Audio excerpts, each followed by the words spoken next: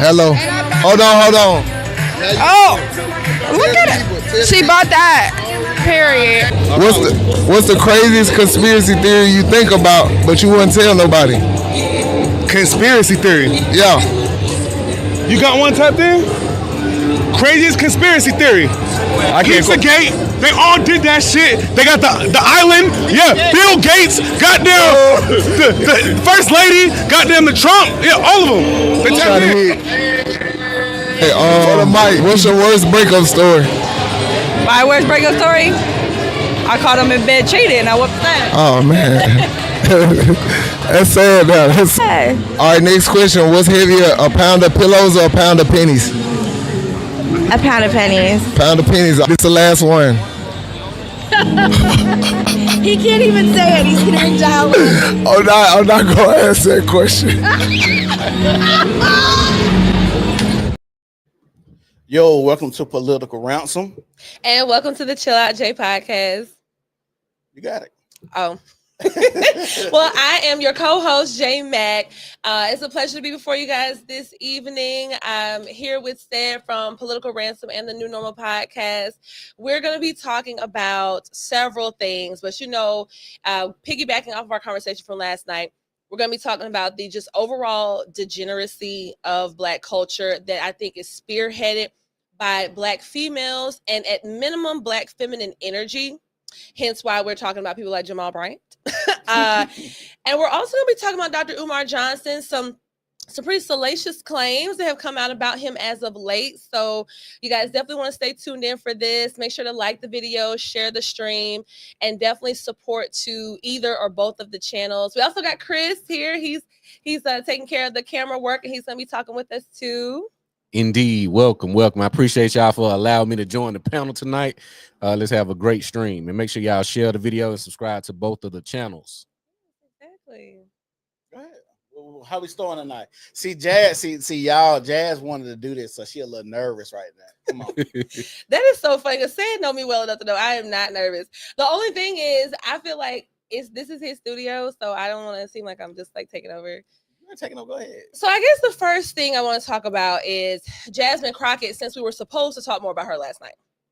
And it's not just her. We were going to talk about how the Black community is in a state of disarray for a lot of reasons, but I think none more so than the fact that it's being led by Black women. And it's not just the inherently Black women problem. It's the fact that women, period, aren't supposed to be leading communities.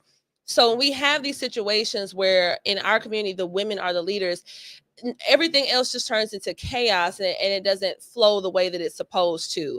So I think that's why the Democratic Party, and this is where I said I hope you'll piggyback in, because you made a really poignant point the other day when I talked to you on the phone, but I can't remember everything that you said about how the Democratic Party, they purposely kind of rely on Black women to be kind of that foundation of the Black voter base because of X, Y, and Z reasons. Like, do you remember that point? Yeah, I remember that point. I said they have to parade Jasmine Crockett out here because you want the attitude, the weed flipping, the cussing and stuff like that, because a lot of Black women resonate to that type of carrying on.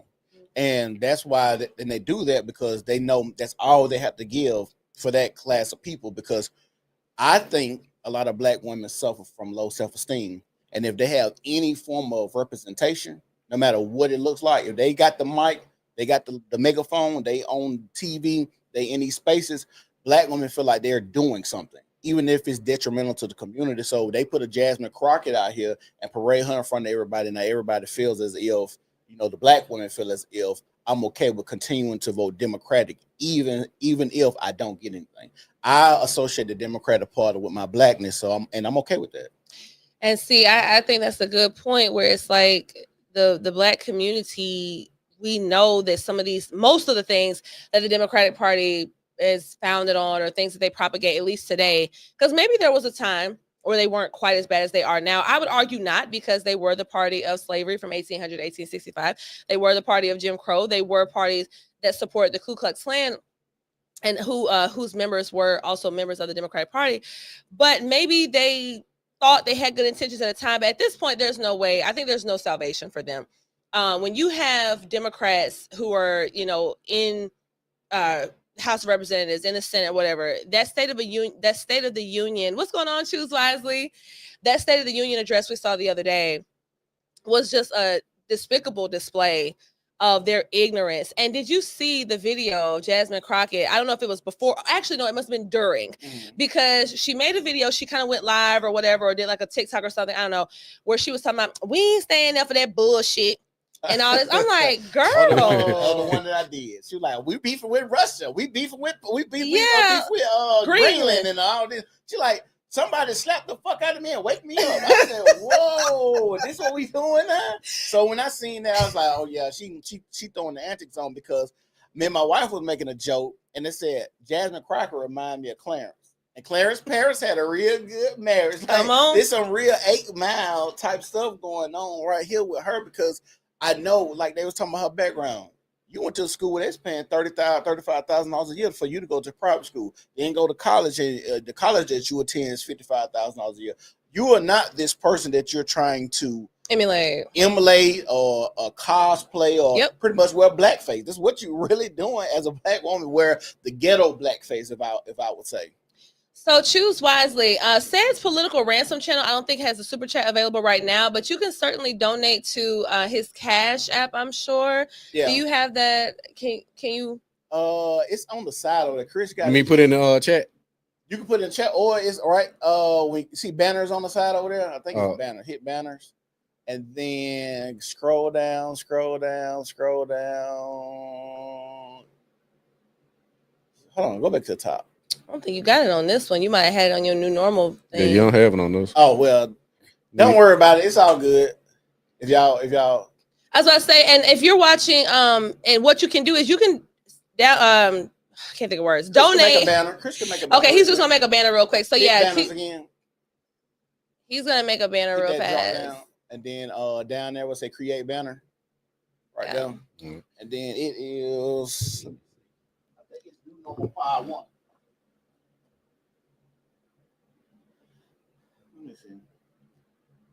And so while he's talking about that, I thought they said you ain't typed NEW yet. Oh. Chris learning how to Chris getting a crash course in real time. But what's funny? New normal pod, yeah. One? No, they don't want new normal pod. Okay.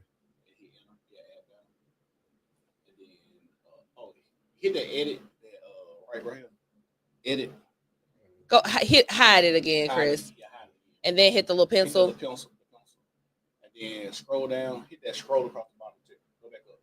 Click that button. Scroll across. Back up. Scroll. Go down. Down. My bad. Go down. Hit that. Yeah. Hit that. And then hit. Add banner.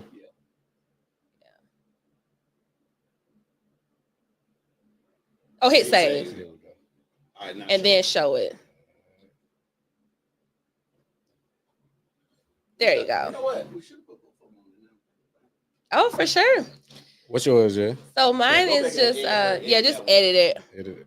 This one? The one that you had, the new normal pod one. So go hit the blue again. Go back down. Hit cancel. Hit that high. Hit high. I need to hit the edit. All right, and then click in space. And then mine is $sign Tough J, just TOUGHJAY. Yep, perfect. And then hit save. Then you can show it, and it should work. So our Cash Apps are ticking along the bottom, guys, for anyone who wants to support either of our channels. Support for the channel really does help us to continue on with the work. Thank you so much, Choose Wisely, for any contribution that you make tonight. But Sarah brings up a good point, and that's why we titled the show Black Culture, because we love degeneracy so much so that Jasmine Crockett. We don't love. Yeah, we don't. No, none of us three in here do. Our culture loves it. But our culture soaks it in, like, seriously, to where Jasmine Crockett, there are videos of her from before she rose to this level of prominence where she was speaking very similar to even the way I'm speaking right now, or maybe other just articulating her words, not having a certain inflection or cadence or whatever. And it's all about code switching. Y'all have watched me long enough to know, I can speak the Queen's English, or I can bring out that Southern drawl I have, or whatever else. But at the end of the day, it's a time and a place for things. But she knew that she was going to be better received by the Black culture and the Black community when she put on her sister girl act. And I think that that's a shame. I think it's a shame that we have to do that type of thing, and we shun, and Candace Owens talks about this all the time, we shun those in our community that try to shine or try to be a little brighter, articulate themselves better, learn more, do better. We view that as some sort of threat. And that's a huge cultural problem that I feel like we can't grow until we get past it. Because we've heard people that try to better themselves, and we've heard other Black people say who he think he is, or who she thinks she is, or she thinks she's better than X, Y, and Z. And I come from the understanding that I don't think everybody's equal. I don't either. All made by God, but I don't think everybody's equal. I think there are some people that's better. There are some people that's smarter. Somebody that's physically more fit. People aren't the same. I'm not equal to an axe murderer. I'm sorry. Like I'm a better person than an axe murderer. I'm serious. Like, what if they became an ex murderer? I know this all. What if they became an ex murderer for defending their family? I mean, then you're not a murderer. Then you're just an ex defender. That's not the same thing, sis. Yeah, you're just an ex defender. But if you are a person who, because that rhetoric gets used all the time, like you said, that who do you think you are? What makes you so good? And this kind of thing. And it's like that's that loser mentality. And if no one takes away anything else I say tonight, when it comes to Black people and our just us being beholden and this undying allegiance to the Democratic Party. Please hear me when I say this. They are the party of losers. Everything they talk about comes from a loser victim mentality. And if you are a Christian specifically, if you are a Black Christian, which a lot of you are, hence why we have Jamal Bryant in the title too. A lot of you are Black Christians, and the Bible tells you that God made you the head and not the tail. He said that you are a victor and not a victim. So I'm trying to figure out, where do you go? Where does this victim, woe is me, boot on my neck, I can't do this without the government? Like, since when did you replace God with government?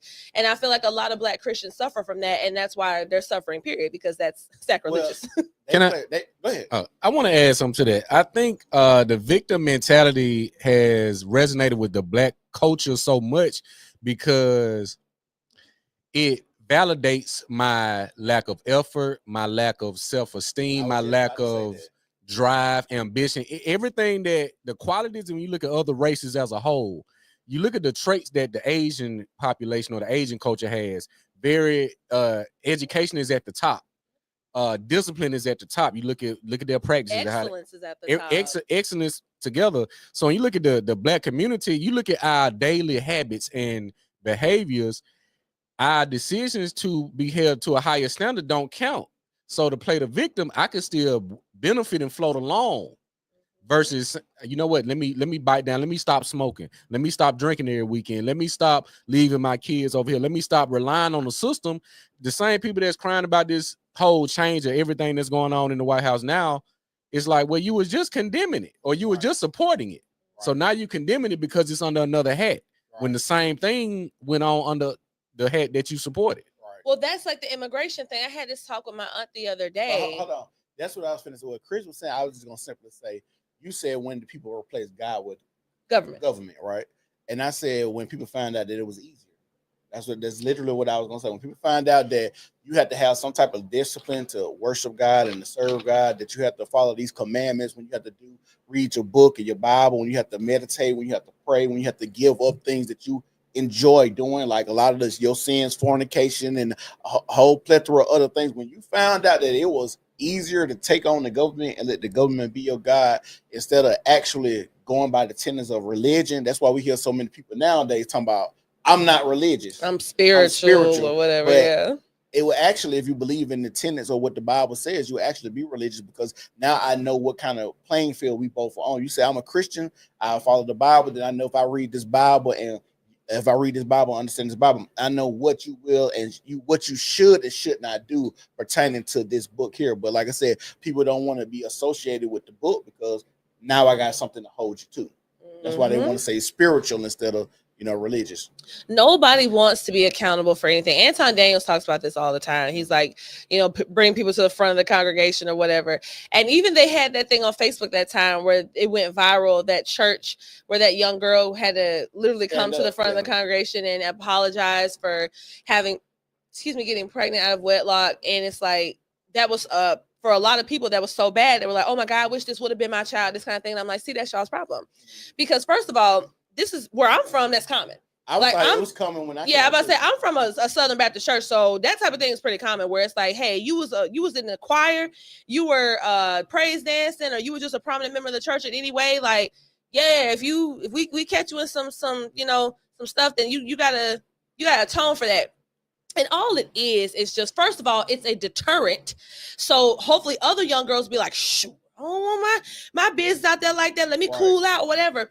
And when you don't have that, when you don't have shame in a society, this is what we're getting. We see that Jasmine Crockett can be someone that she knows, like you said, she knows that she is a representative of Black women, a group of people who already have such negative stereotypes of being loud, of being angry, of being ball busting, and all these types of things. And here you go, checking the box for every last one of them. And even worse off for her, you're someone who's putting on this persona that's not even your real self. Now, I will say this, though, because I feel like her upbringing is probably somewhat similar to mine. I didn't go to private schools or anything like that, but I've lived a very comfortable life and, 2-parent household, all the things. And I feel like if someone saw, like, for instance, like, say you've been out with me, like, I turn up and have a good time. Mm-hmm. I wouldn't want someone to see me in that element and be like, why she acting like that? She wasn't raised like that. Like, at the end of the day, you can still have a life outside of your professionalism. But for her, she turned it on at the wrong time. You're still in the Capitol building. Like, you're literally recording in the hallway. Would it would be crazy for somebody to judge you in a club. Unless it's just some really random. Yeah, unless I was literally like twerking on a handstand with my panties falling down. Now that would be different. You twerking your booty out. Yeah. That would be different. But I'm saying it'd just be crazy if somebody tried to judge you from the stance of, well, I seen her at the club. Well, what do people typically do in the club? They be drinking, have a good time. Yeah, they having a good time. They dancing, whatever. Right. But like you said, it's a time and a place. And I think we have really gotten rid of that. So much so I still remember. Y'all remember that time the dude, I think his name's Kevin, that opened that restaurant in Dallas. And the turkey leg hut? No. You talking about Kitchen and Cocktails? I guess. But talking about the lady was dancing? The twerk gate. I don't remember. So in Texas, the dude kept telling them, the owner, he kept telling them, he's like, hey, this is a restaurant. We don't twerk in it. They was playing music just like you, but it was a twerking. They were standing on table. He was saying, hey, y'all, get off the tables and stuff. This is a restaurant. Like, this is not a club. He's telling these people that, right? And so the women got mad at all this stuff, and they got the video of him cussing them out. Like, he was like, just saying, like, cussing them out, like, y'all bitches, basically, it's crazy. Like, this is a restaurant. He kept telling them that. And he said, when I opened this restaurant, I wanted it to be a restaurant. I didn't want it to be where your club saying I wanted something for our people, but I didn't want it to be defiled like how they was doing, like standing up on my table, like, how much these tables cost and different type of stuff, messing up my furniture and decor and stuff. That would be crazy. It would be crazy. Yeah. Imagine being a white person living in a big city today, in a major city. Imagine a white person living in Atlanta. Imagine being a white person living in Dallas or Houston, and you think, hey, it's a Sunday. I don't feel like cooking. Let's have some brunch. And you Google a brunch spot with a high rating. You're like, wow, the food pictures look great. Let's go. And you walk in and they swag surfing by the waffles and chicken. Or you smell by the twerk. Or somebody got they skirt hiked up and dancing on the chairs or whatever else. You're going to be like, what the hell? Yeah. And once again, contrary to popular belief, I don't have a problem with people having fun. I just feel like, once again, I like to have fun, but I also know it's a time and a place. And also I feel like it's sometimes you can overdo things. Like now you can notice everyone's talking about it. Like even Jessie Wu said it. She was like, oh, all the men are just going to take you to the places that's just going to have the hookah and the lamb chops, I think you mentioned something like that, like last year, the hookah and, what you used to say? It's like the 3 H's. Yeah. Hookah Hennessy. And what the hell? I can't remember. See, you've been off too long. But yes, that kind of thing. So I feel like why does that have to be so indicative of our culture? Like, white culture is diverse. Believe it or not, there are different things. There are some things that, yes, you'll be like, okay, white people definitely do this. But they have different things that they do. There's country white people that like to hunt and fish. There's uppity kind of socialite white people that like to go to really expensive, like, high-rise bars or stuff like that.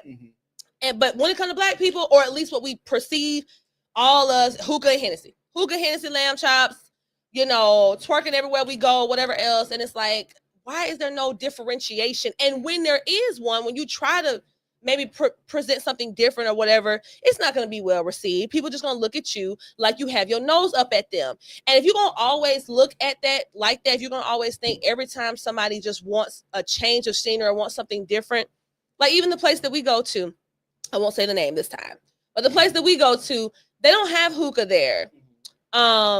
And it's a true lounge. Like, I feel like they go out of their way to make it have that lounge feel, because they don't want it to be perceived as a club, which is just a slightly different atmosphere. Like, and I feel like when people go there, you can tell that people are like, they're having a good time for sure, but it's just a different vibe than like a full-on nightclub where people just wilding out and like, jumping off the walls and stuff. Let me ask y'all a question.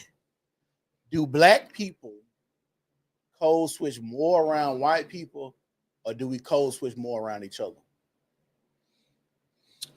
That's a good question, because I feel like. What you about to say, Chris? Yeah, what was you about to say, Chris? You didn't make a face. What you about to say? I would say more so around us, because you got people have usually three personalities. You got your work person, you got your work identity, you got your family identity, who you are around your family, and then you got your identity, who you are around your friends. All three of those environments gonna bring out, you call in, they talking real proper, or they say, quote unquote, you talking white. Why you trying to talk white on the job, or the boss come around, you straighten your tie up, you like, hey, how you doing? You bright eyed and bushy tail. You go around your family, you kind of chill, cool, but you around your friends know your secrets more so than your family know. They know about your side chicks, they know about your situationships, things like that. So we definitely code switch more around each other, because even in the work environment, we not code switching for the white man, we're code switching for the other black people, because we look at them as competition. You see the work mess all day. I gotta come off to boss as a better worker than my counterpart right here. So I say around each other. Let me ask y'all this. Do y'all think, when I asked about the code switching, that's a good point too, when I asked about the code switching too between us, what about when it's something like political? And the reason that I say that, how many people have we seen act as if they gonna vote for Democrats, and then after Trump won, and now it's been a little bit more cooler, we see a lot of the black NFL players out there doing the Trump dance. You got John Jones in the octagon, doing his dance and giving a high five and Trump and stuff like that. There was a lot of people trying to act like, hey, I'm voting. And then even Charlamagne said that. He said, hey, for Trump to win, a lot of y'all act like y'all was voting for Kamala. Y'all couldn't have voted for Kamala with her getting her ass. You know what like I really this. think it is? So that's what I'm saying. Like, even just the political ideology, or just think about how we know a guy that went to school with us. He act like he hood or something like that, then he go back home. Now he code switch because the school he gotta be hard. Like, it's a lot of stuff that with us, I do think we code switch more. But I was just wondering what y'all think. What you think? Well, I think that we code switch. I get what Chris is saying as far as code switching among each other, but I do think that is technically code switching. But I also think that's more so just like you also even said, just that's just your environment, like as far as how people know you. And I don't even think it's fake. I think it's just no one person is just the same all the time. Like how I am with y'all right now is not the same that I am with my boyfriend at home, or the same I am with my brother or whatever. Like, it's not necessarily code switching, in my opinion. It's more so just you adapting to your environment. But I think it's interesting that like Chris mentioned, when we're doing the work talk, right? And that's labeled as talking white. I knew we was damned. I knew we was condemned as a culture when we use verbiage like that. And I know he's just saying what people say. Yeah. Like the fact that we literally think that enunciating your words or speaking in a professional tone is automatically labeled white. We are the ones that deified white people by doing that. We're the ones that said white must be the standard. When every time something is good, we label it with white. Yeah. Oh, you came from a 2-parent household. You don't do this and that and the third. You ain't got no problems with your baby daddies or whatever. Oh, that's that white folk stuff, honey. I don't really like associate with all that type of stuff. It's like, what do you mean that's that white folk stuff? Like, what do you mean I'm talking white? This is the English language. We all learned it. Like, yeah, Ebonics is like a sect of the English language, but we really should only use that amongst each other. Hence why it's called Ebonics. Ebony, black people should speak Ebonics to each other if you want to. But it's like when you're in a professional setting where it's not just black people or whatever else, or even if it is, but if it's a professional setting, then you know how professionalism works. Like, I don't like people try to be disingenuous. I don't think a lot of people know how professionalism works. That's why a lot of black businesses suffer now. That's a good point. I don't think we come up as a people that understand what it takes to be professional, presentable, to understand like market, who we selling to. Like, I don't think most black people are around people that's trying to instill that type of knowledge in them. That's true. That's why when you talk about the talking white or how you're supposed to present yourself at work, or like I just seen a young lady talk about what she didn't get a job, and so she went to the job interview like this little bitty skirt, right? So she said she didn't get the job, and so she like, do y'all think I'm wrong for what I wore? Because she said she got some feedback, and they told her skirt was too short, right? So she got online and she showed the people, she was on live, but she showed the people, well, this was exactly what it was. Now, what she had on wasn't bad, but the skirt was short as shit. It was like it's a nightlife skirt. It wasn't a professional pencil skirt below the knee. It was really like, if you sit down, it's going to rise 3 inches. You know, your coochie might show. You know, if you sit down in certain meetings, like I'm being serious. Like, this is a skirt you wear out when you're going with your friend. It's like really like at the cup of her butt. Like I said, that skirt 6 inches longer. Perfect. Wouldn't have been no problem because she had a button-down white shirt on, with a little cardigan on. The skirt was like short. She had some stockings on. Like I said, the outfit put together was like, I look like I'm trying. I'm at least trying, but it's like what they say, you can take the nigga out the hood, you can't take the hood out the nigga. Let me it was like you. she trying to get out of being a whore, but this is what I do when I'm at work, baby. This is the only skirt I got. This is the only one I got. I feel bad. I sincerely do feel bad sometimes for women in them situations, or not just women, just black people, period, who just literally may not know better. But I don't like the response sometimes. Like, a lot of people would see that situation where she didn't get the job or whatever, and they'll be like, oh, see, that's just them being racist. It's like, no. If she had been a white girl and wore a skirt that's short, they probably still would not have given to her. The problem is, just because you don't know how to do something doesn't mean the world stops. It means you have to compete. You have to learn. Maybe it's more difficult for you to learn because it's something that you weren't taught at all as a child or whatever, but you are responsible for your growth as a person. We have all the tools here. The same way everybody can get online, get on TikTok and peruse TikTok for hours a day, Instagram, whatever else. You can use that same time to get on the internet and Google, go on YouTube. Everybody know about YouTube University. I can't tell you how many things I've learned how to do through YouTube that I didn't know how to do before. Editing videos, whatever else. And it's like, you can do those things. You just choose not to put time into important things. And that's where my sympathy stops. So with Jasmine Crockett acting like that, where y'all think she gonna go? What you mean? You think she maybe run for president? Oh, heck no. And if she do, she crazy.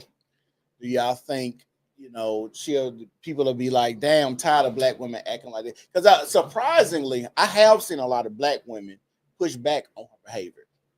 I think the ones that we see accepted, those are the ones that, like they said, we got to leave behind. Like, those be the ones leave and it's behind. The media. The media is playing such a big role. Well, like The View and stuff.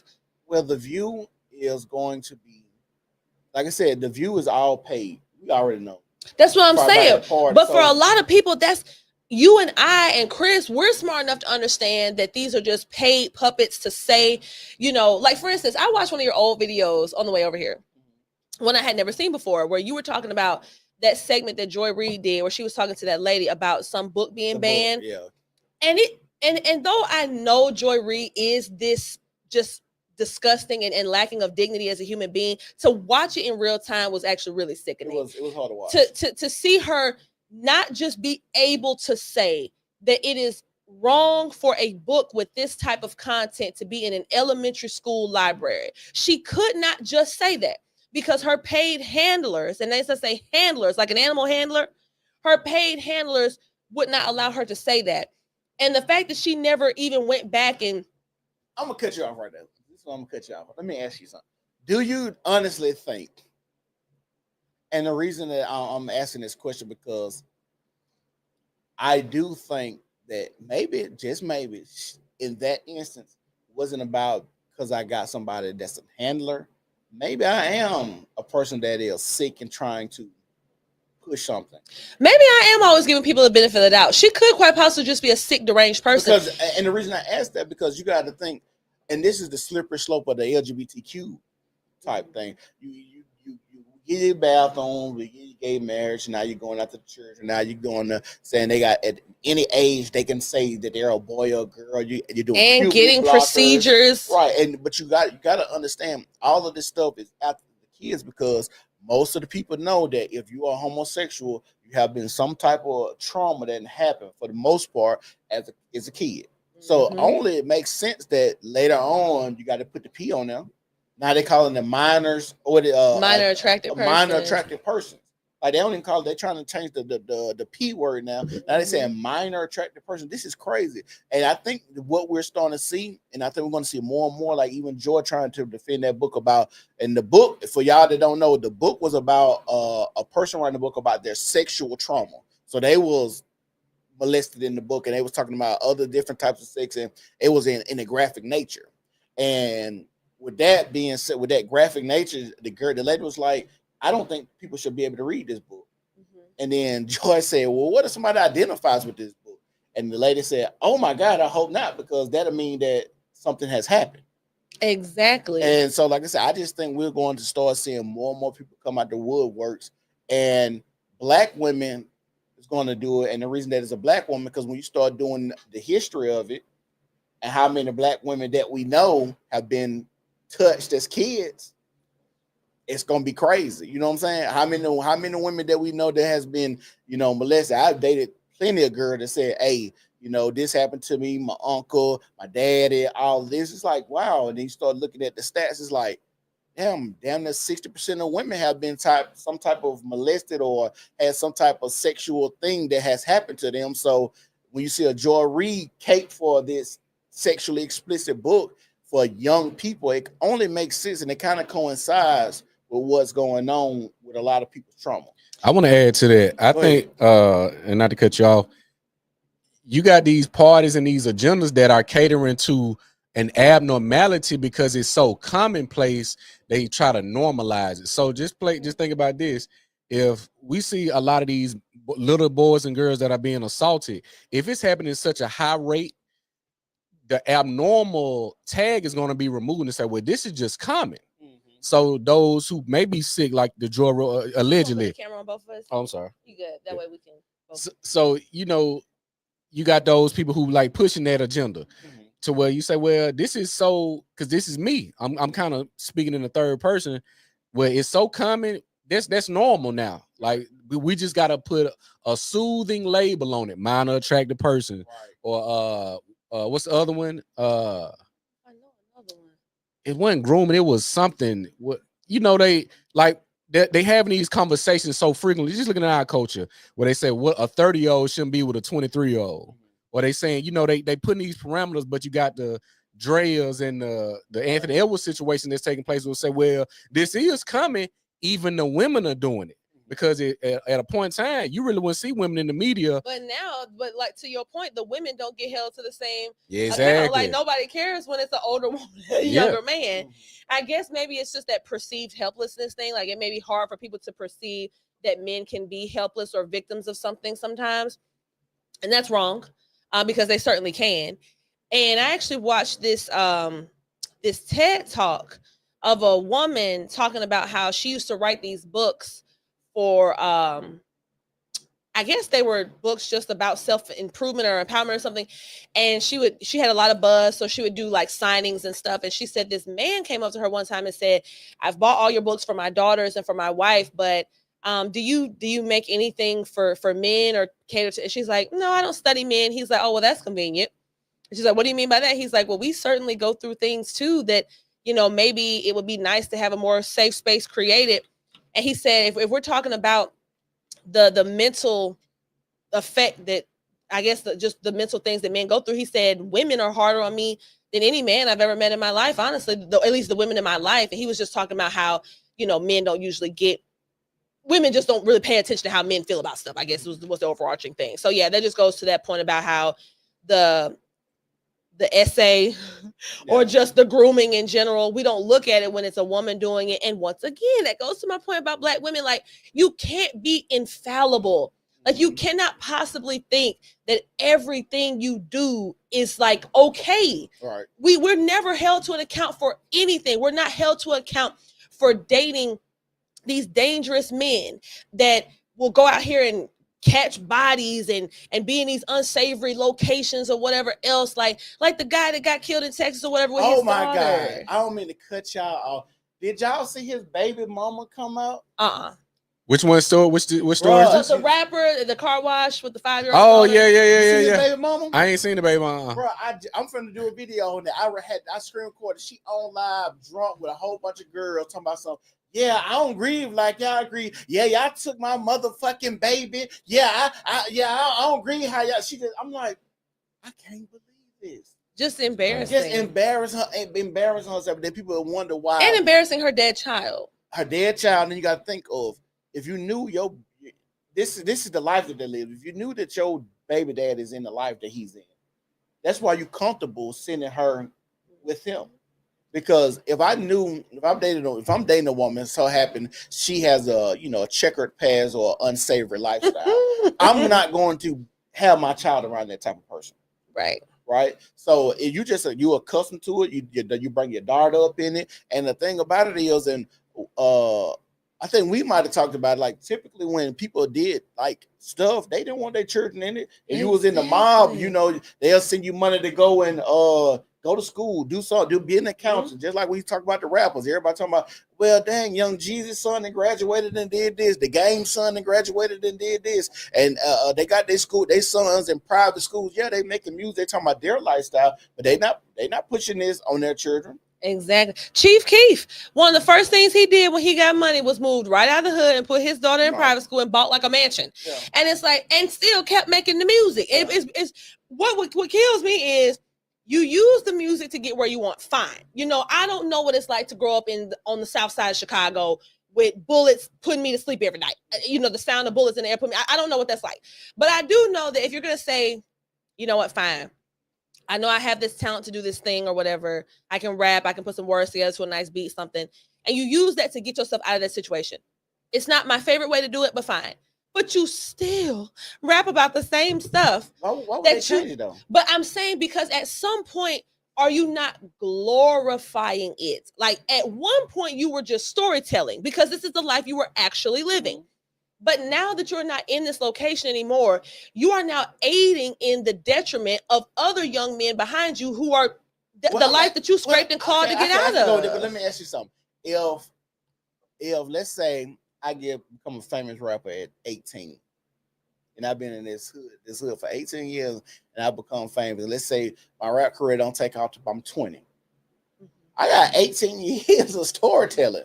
Let's go to 6. Let's say you 6 years old. You remember seeing a dead body. You remember your mama kicking your dad out the house. You remember your mama getting shot by you. You have years of this. You know what I'm saying? So if I'm doing an album, if I got, let's say 8 years of an album, I could probably put out 4 good albums of what happened in my life. Because you got to think about it. It might sound funny, but people that live in these type of environments see shit every day. They do. And when you are, and the reason that what blew my mind is like I didn't think people lived in like such chaos so much until I started working around other people. Coming to work, and then I see a dude stressed out, like, yeah, my baby mama said I can come pick the kids up. I went to go pick them up. As soon as I got there, she called the police on me, trying to act like I was kidnapping the kids. And I was like, and it's your day to get them? She's like, no, but it ain't my day to get them, but she know I like to get my kids. So she called me on a Thursday. I'm supposed to get them on a Friday. I go with a Thursday thinking everything hunky-dory. Right. And then she called the police on me, trying to act like I'm kidnapping the kids. And I'm like, how often this happen? Well, it happens a lot, but it be different manners. Or I'll bring the kids back a little later than the time, but she'll call the police. So it's like people have drama and so much shit going on. You'll be like, this is crazy for anybody to live like that. But so many people have to. Just like we talk about living chaos. How many people that when you get on Facebook or live videos or people making clips, and you hear that beep, beep.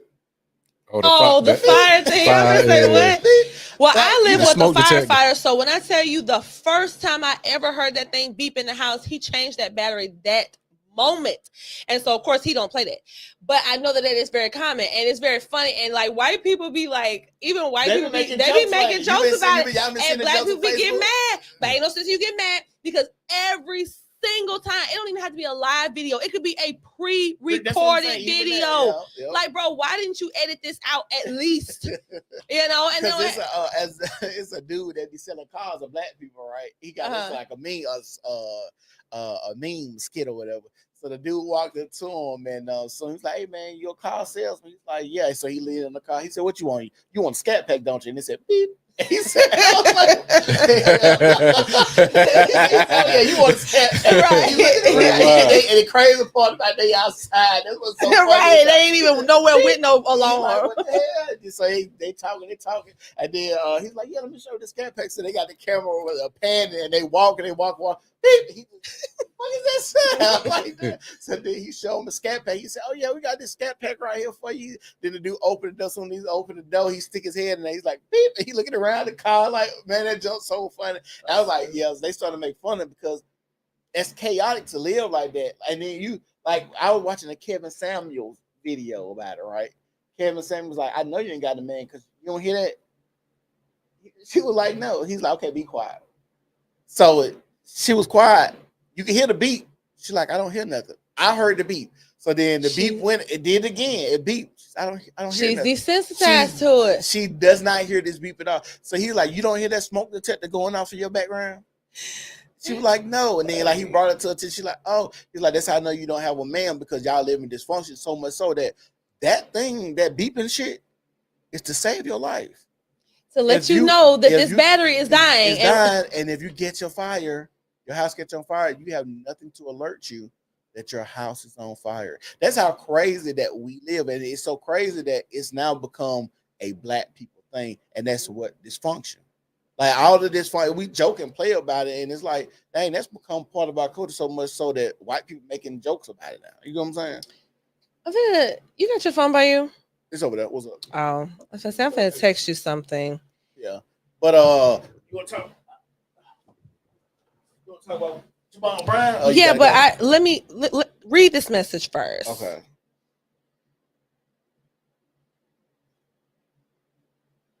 Gotta read the message. Mm-hmm. Make sure you like, comment, subscribe to both channels. We hope you're enjoying the stream tonight. So let me ask y'all something.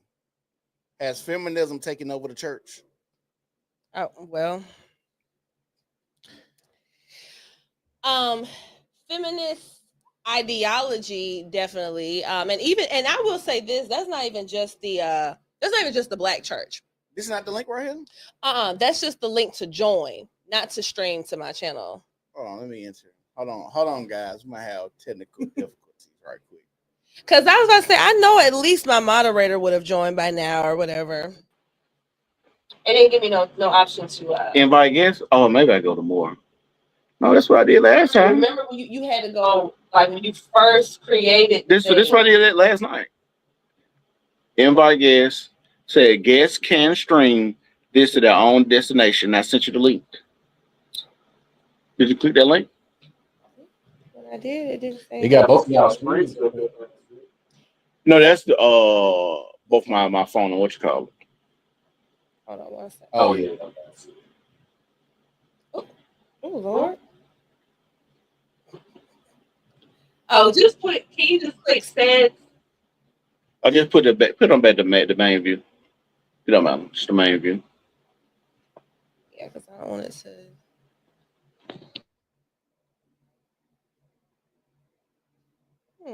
Why is it doing that now? Did it come up? Yeah, but I wonder why it's. Come on. Okay, I see you up here now, Jay. It worked now? You gotta help it now. No, yeah. I was always there. I'm saying it didn't stream. See, look at the top. Mine ain't up at the top like yesterday. There's just your two channels. It's not streaming. Yeah, it's not streaming to my channel. It's screaming now, ain't it? Go to your page. Go to your YouTube. That's what I did. That's how I knew it wasn't. It ain't no live video right now on mine. Chris, can you just hit remove? Right. Yeah, and then that other one too. Yeah.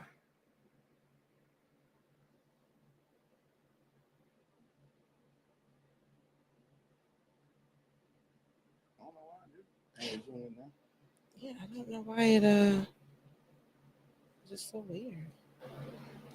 Why your mic muted? I guess because your phone. Yeah, I had it muted so it wouldn't be okay. Feedback and stuff like that. So, but yeah, I was just letting you know that because I realized that I actually realized that like 20 minutes ago. But I was like, you know what? But you trying to set it up? Can you set it up or you can't set it up? That's what I'm telling you. Yesterday when you sent it to me, it prompted me to make my own thumbnail and everything, and I didn't have time to, so I just went ahead and did yours. But send the link, yes.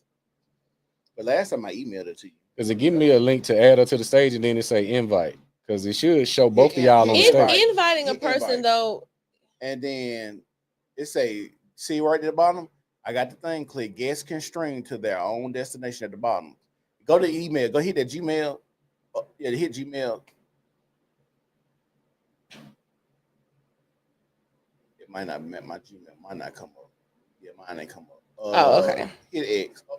Y'all can get you send it to them. I'm gonna email it to you real quick. Okay. All right. While he's doing that, Chris, I can still talk about the one thing. Okay. So we may end up splitting up the show. I don't know how Seth's gonna do it. He may figure it out, and if not, we can certainly continue on. It's okay. I just wanted to let you know that it wasn't doing it.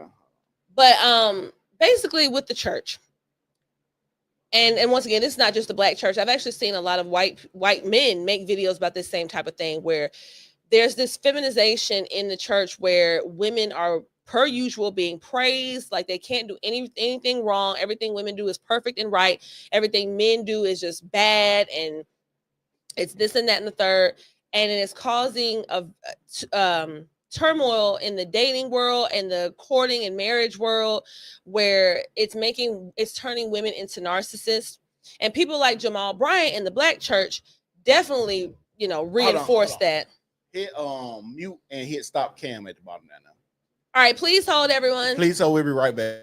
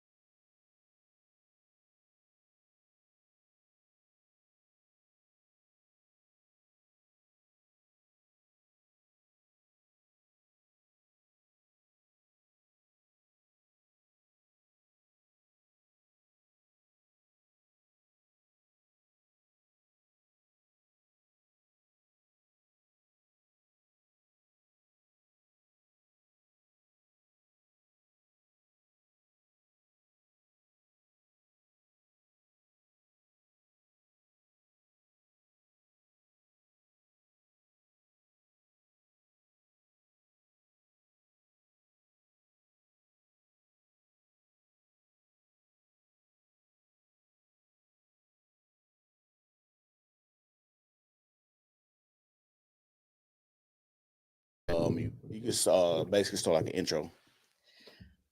Okay. So oop, 1 second.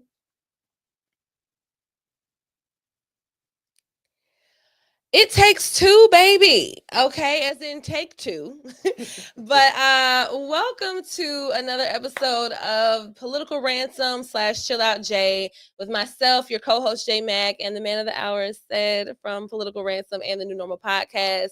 Happy Saturdays, everybody. Look, we were kind of going live a little bit earlier, obviously, but we're gonna shift gears. We had a little technical difficulties.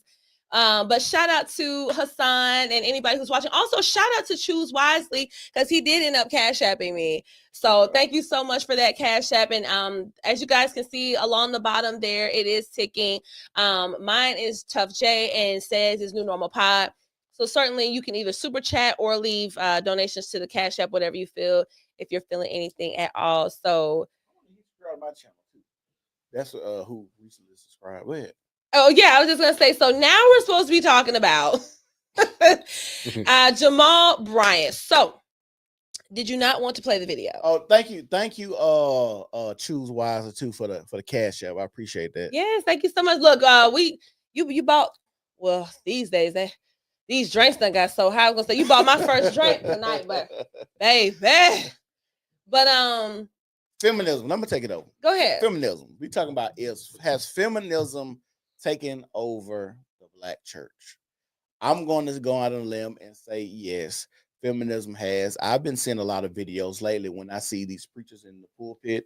It's kind of like a whore pimp dynamic to me.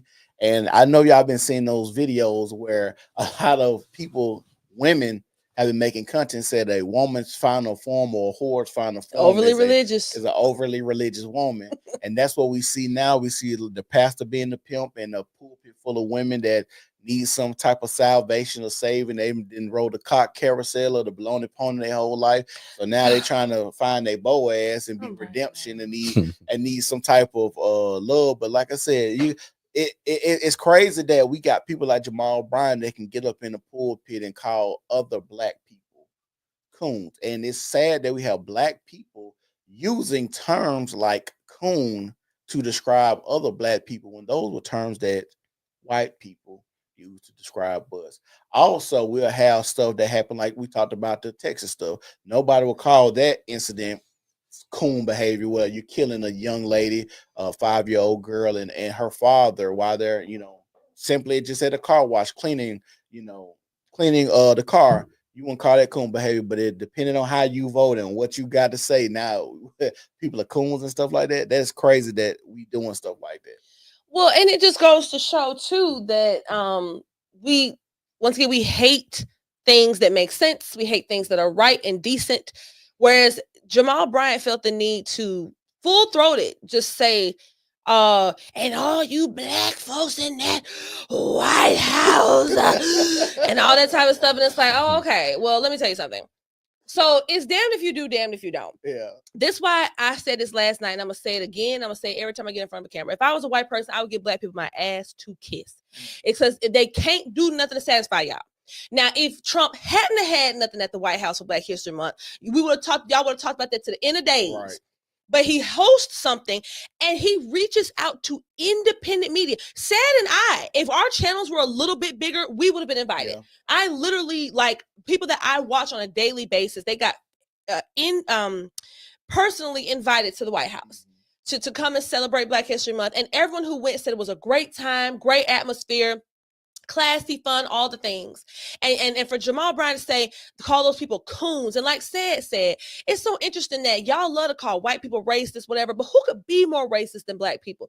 We even said earlier, we're racist to our own selves. When a Black person tries to enunciate their words better, learn more things, do this kind of thing, step away from the norm, you look at them as an other, an outcast. You say they're an Uncle Tom or a Sambo or a coon or this kind of thing.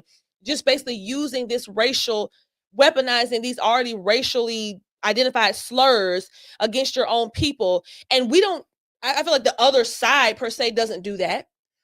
You know what's crazy about Jamal Bryant? I don't know if a lot of people know this, but y'all do know Jamal Bryant was the same pastor that pastored the church in Philly, was married, got one of his mistresses pregnant, then moved to Atlanta. Yes. And the church that he's pastoring is the pastor of Bishop Eddie Long Church, old church. That's And crazy. people know that they just don't care. Y'all had a sexual deviant at this church already, And replaced it with another. With another one. Replaced it with another one.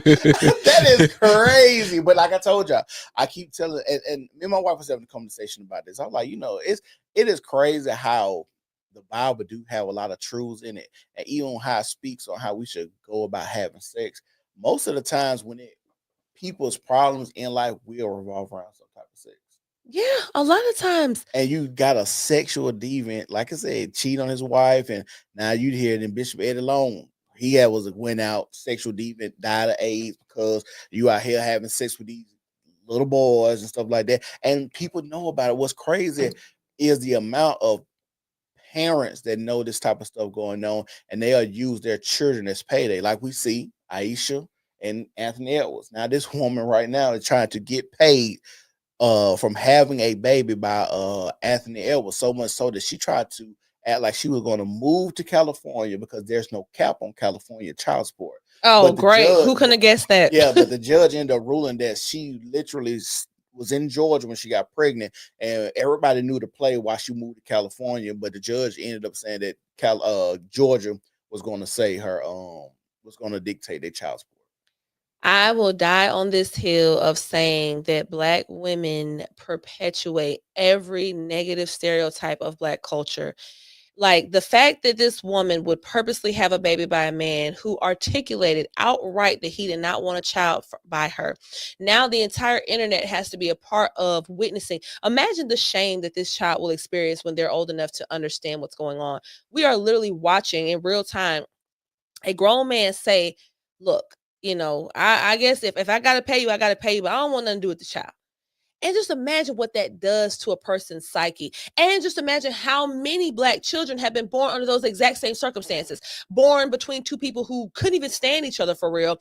Definitely weren't planning on having you. So guess what? If you come to the realization that your birth was a result of not being planned, or at least by two people who don't even love each other, then that means you're going to be born without a sense of purpose. You're going to feel like my entire life literally does not have purpose. My I can't think of words today. Conception didn't even have purpose. But so she would put her child through that just so she can get a check from a man that has a little status or whatever else. That's despicable. Yeah. That's deplorable. Well, a lot of people think that Black women are some of the worst stewards of children. Black women are. Just like the lady that had her children freeze to death.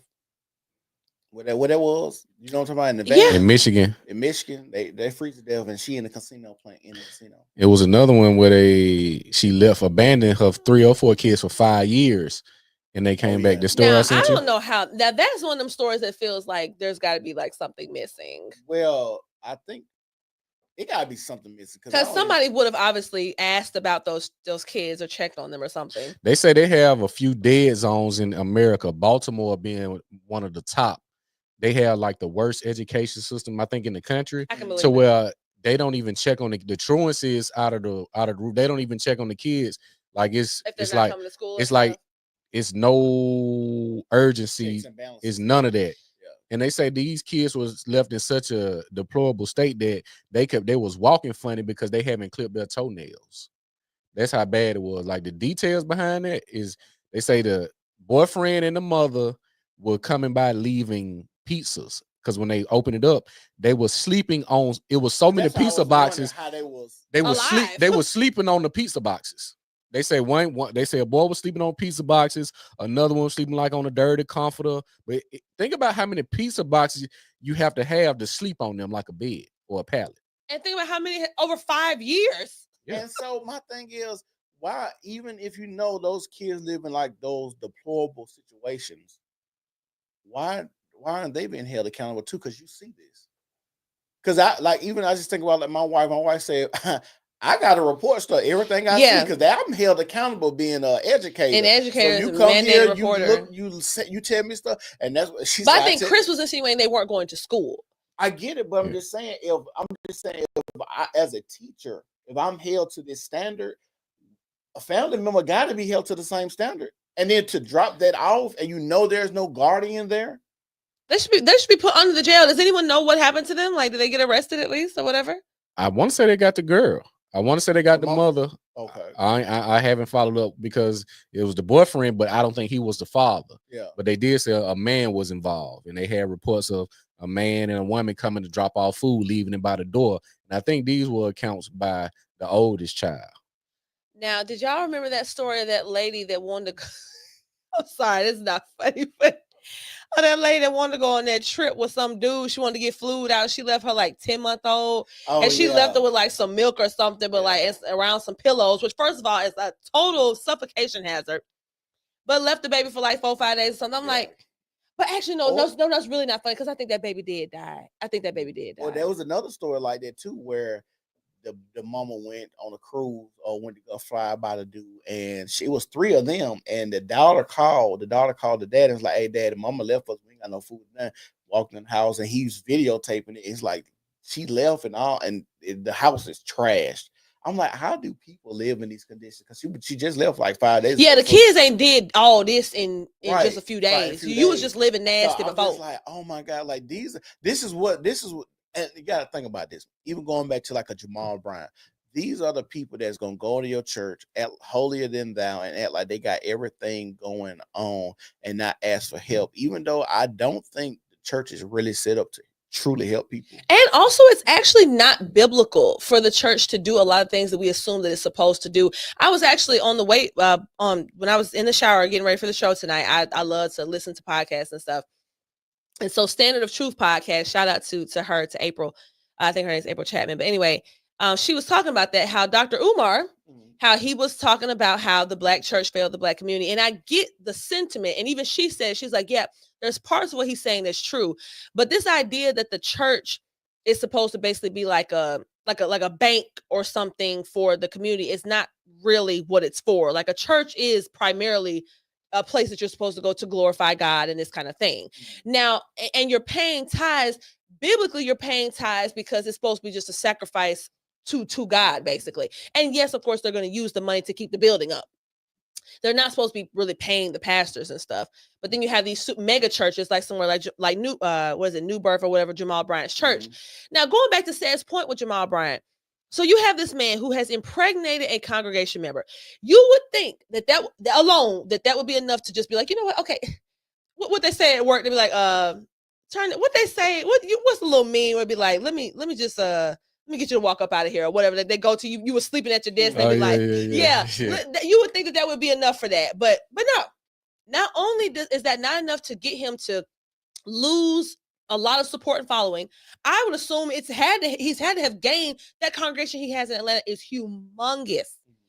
So, and then he also did that interview with that gay pastor where he's like, I'm so sorry for how, you've been treated and how we, like, what are you talking about? This man is committing one of the most extreme acts of heresy and sacrilege I've ever seen. You can be gay and go to church. Of course you can, because ideally you would want to go and try to assume that you can, be delivered from what you got going on. But to pastor a church, to lead a flock, you're supposed to be held to a different standard. But it just goes to show that we don't have standards in the Black community anymore. That we can let someone who sleeps with his own congregation members while he's married, impregnate her, take on the mantle, follow up behind a sexual deviant like Bishop Eddie Long.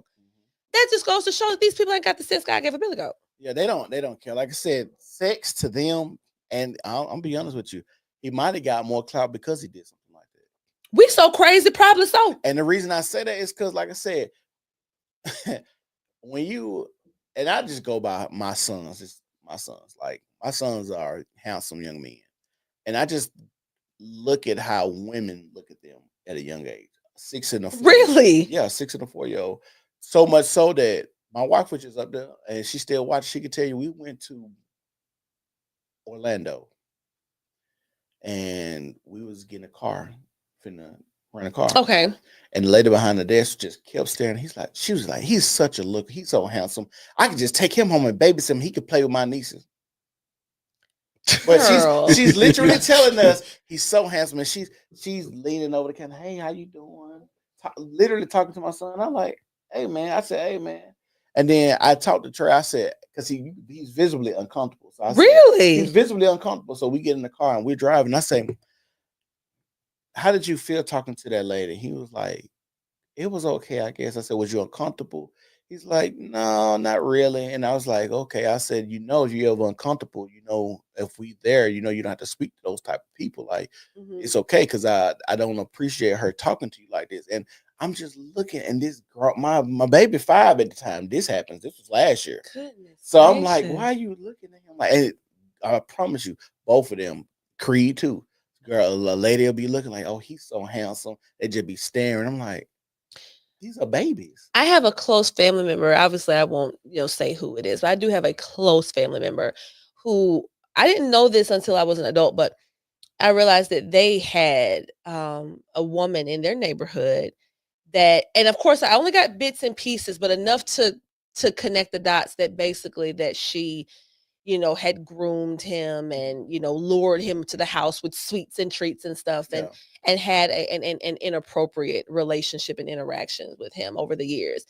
And I just wonder how common that really is. And even if it doesn't go to that extreme, but just the oh, you're so cute and so handsome, and and even some moms do this with their own sons, calling him daddy and all that. Heartbreaker, all a little weird. Trying stuff. To dress him so grown and just like the nigga that left you, like, girl. Like that junk is weird. Like all the stuff that we are seeing now, I think gets perpetuated and overlooked because now when we talk about church, people think they could just repent for stuff like that, or they'll say, God know my heart. I hate that saying, like, God know my heart. And then God know you're a piece of shit. Exactly. He knows that. And think about this, specifically with Jamal Bryant and his congregation. Those people will literally allow a sexual deviant into their church to lead them and clap and walk down the aisle and throw how black folks do. We see a good sermon. Boy, you better. And we all doing this and cheering. You will do that for him. But a black conservative, a person that says, I voted for Trump. We are relegated to the lowest of the low. Scum. I seen somebody said black people would rather you be an atheist than be a Trump supporter. And I'm like, y'all are crazy. And I don't know how, I'm gonna be honest, the Democrat Party, man, I don't know if it was you talking about how we know the psychology, like people know the psychology of what they're doing. Like they're smart enough to know these things.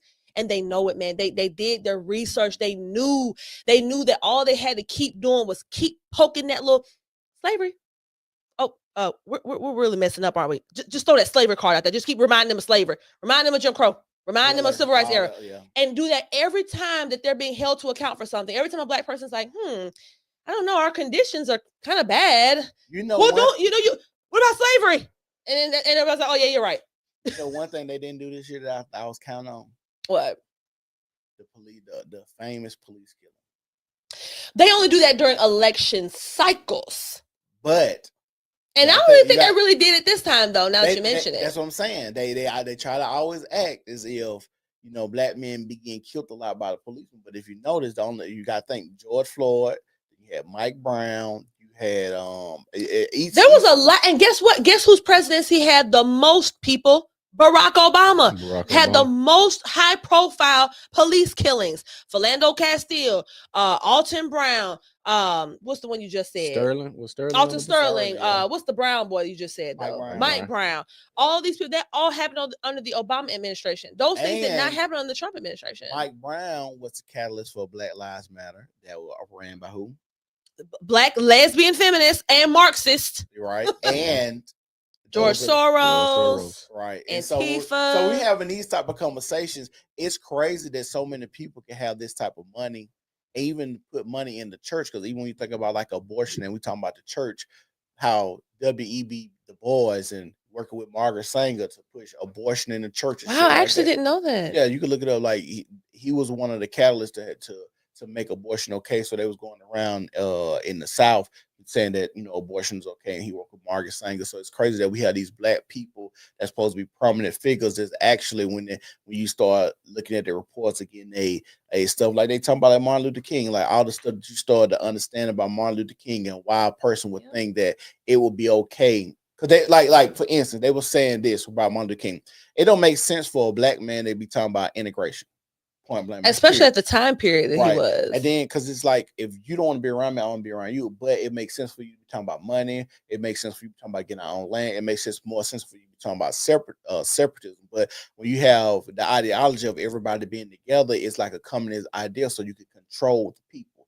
And so with Martin Luther King, with that idea and who he was working with, you had to have everybody like that. That way you could get, the government can come in and get into your business, like how we talk about the quotas and affirmative action and stuff like that. Now you didn't ushered in a way for the government to be in your business. You relinquished your social control. You did. And so, like I said, they were talking about like I said, Martin Luther King, socialist communist type ideology. Yep. And so it's like you start really getting into the thick of things, and it's like, why the hell would we want to be around white people? Black people, you have no heroes. In a way. You have no heroes. And I'm sorry, and I know that hurts and that sucks a lot. You don't have heroes. The reason why you don't is because the ones that you have thought were your heroes, the closest you probably have is maybe like Malcolm X. Probably. But a lot of these other ones, like Seth mentioned, and shout out to Vincent Everett Ellison. Like, he's a Black man that, you know, I have to plug him. Like, please go listen to him. He is so wise, so profound. He's written books. He knows his stuff. And so, of course, like Seth was mentioned about MLK.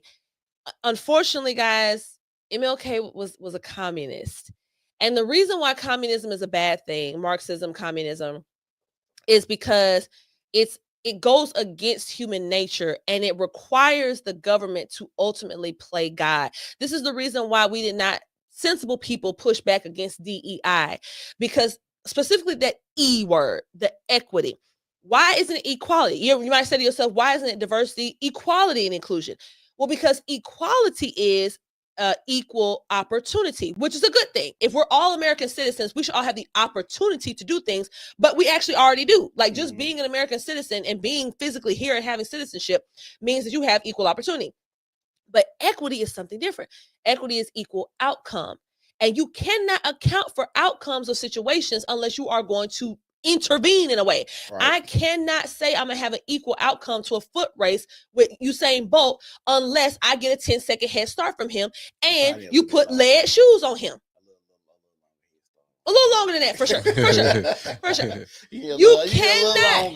You cannot give equality of an outcome except for to take something from somebody else. I had to take away his ability to run at his full speed for us to finish that race at the same time. Human beings are variable. There's some of us born without limbs. Some of us shorter than others, taller than others. Chris sent me a video today. Please don't tell me it's that couple. The couple. Oh, God. Are you sitting today? Yeah.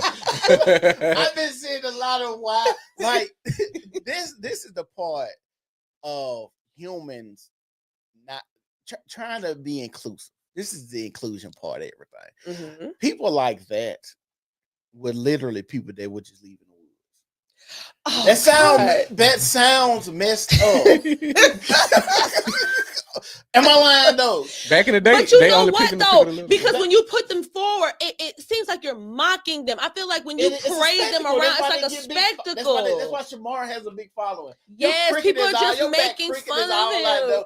Nigga, you know you're supposed to be left for the wolves. Come on now. And then people be dating him like that last little boyfriend he had. And I made a video on the dress.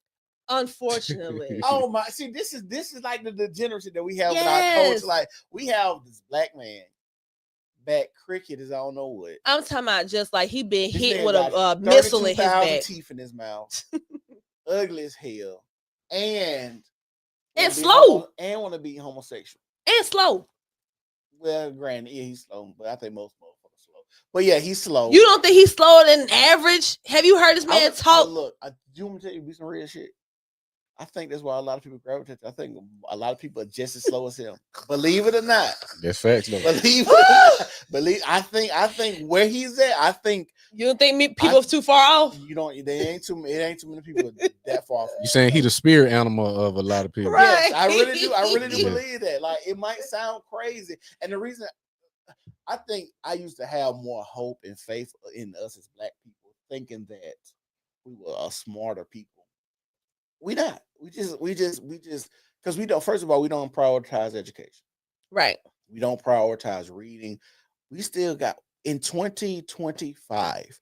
We still have people going to shoe stores in the line waiting for Jordans, getting a fight, shooting each other over shoes. Over shoes. That will come out again some other time. 2025. Or you can just buy them on another app. Exactly. If you couldn't, the shoes are still never worth getting into a fight or shooting somebody with. That's what I'm saying. Like, this is crazy that we prioritize that, but you don't see motherfuckers running to get a book. Do you know people on my Facebook, and I know y'all watching, people on my Facebook would have pushback for me saying these things. Oh, she's purposely picking extreme circumstances. No, I'm not. Let me tell you how I know. We are the only racial group, and if you can find another one, please let me know, that gives so much validation to our lowest hanging fruit. We do. Other communities shun these people that we're talking about. In a normal situation, there could be different classes of black people, and we'd be like, oh, you know them jokers that was up there shooting at the thing with the shoes, man. Oh my God, it's such a shame. But instead, we just be like, well, you know, it's a sad thing, and you know, we shouldn't judge folks, and you know, shoes can sometimes feel like a status symbol. We didn't have nothing. So whole dissertations and excuses for this just abhorrent behavior. And other races, let me tell you one thing I know, and this I know for certain. Go to a white suburban neighborhood where them houses about $400,000, $500,000, and let it be a white crackhead that just stumbled his way into them folks' neighborhood, dancing all, fighting the air. And I promise you, he won't make it to the end of the street before it's 10 police cars ready to come pick that man up. White, or whoever else, it wouldn't matter, because those people have dignity and about their community. They're not gonna let you litter. You can always tell when you get the more poverty, the more litter on the ground. When I be driving through places, like sometimes I like to DoorDash for a little extra change, a little extra cheddar, and I can always tell when I'm going somewhere I don't need to be. When it start seeing more trash alongside the road, and I'm like, oh, here we go. Let me hurry up and get up out of here, because people with things, people who are used to having things, maybe they're not even used to having it, but they just got enough sense to know. Nothing to bring the property down and all this type of stuff. Yeah. I know when I'm in a bad neighborhood when the sidewalk start disappearing. Okay. Because ain't nobody outside jogging. Ain't nobody outside jogging. Y'all want to know what I noticed as far as, like we mentioned, we hit on it earlier, and we were talking about the government and God. Yeah. If you look at the narratives and just the belief value system that we as a black culture have, is it's always gonna be all right. You look at the government. Well, we gonna get something else. They gonna send a stimulus. God gonna handle it. And a lot of times now you gotta do your sentence out. You gotta go through that punishment or whatever that is. It's not gonna always work out in your favor. And I actually made a post like that because I was like, y'all be thinking y'all can just say I'm sorry, but some of y'all gotta wonder them 40 years. Like in the Bible, some of y'all gotta wonder them 40 years. And your favor is like I said, you think your favor is I'm gonna get this wish list I got. Now, your favor is really you may just be surviving this relationship. Your favor, working in your favor, may be you getting out of this situation just unscathed. It's not that you're gonna get this abundant reward, right? Because you left this person. Now you think you about to go get more with another person that you just did this person wrong. Right. So we look at how government taught us to operate. I'm gonna tell you another thing as far as psychology, because that's my background. I like to relate. Same here, Chris. I have psychology background. Oh yeah. So Charles Maslow, hierarchy of needs. Yep. These needs are so profound. The need to belong is one of the strongest things I've ever seen. When I look at, like I said, I look at a lot of like the Kendra G clips, the Ashley Dalton clips, and they bring these women up, and these women basically like they do a wish list of the type of men they want, and all of them is universal. Right. All of them want the same men. So when they get a pushback, say, well, all y'all saying y'all want this small percentage of men. How do all of y'all get them? What I said yesterday?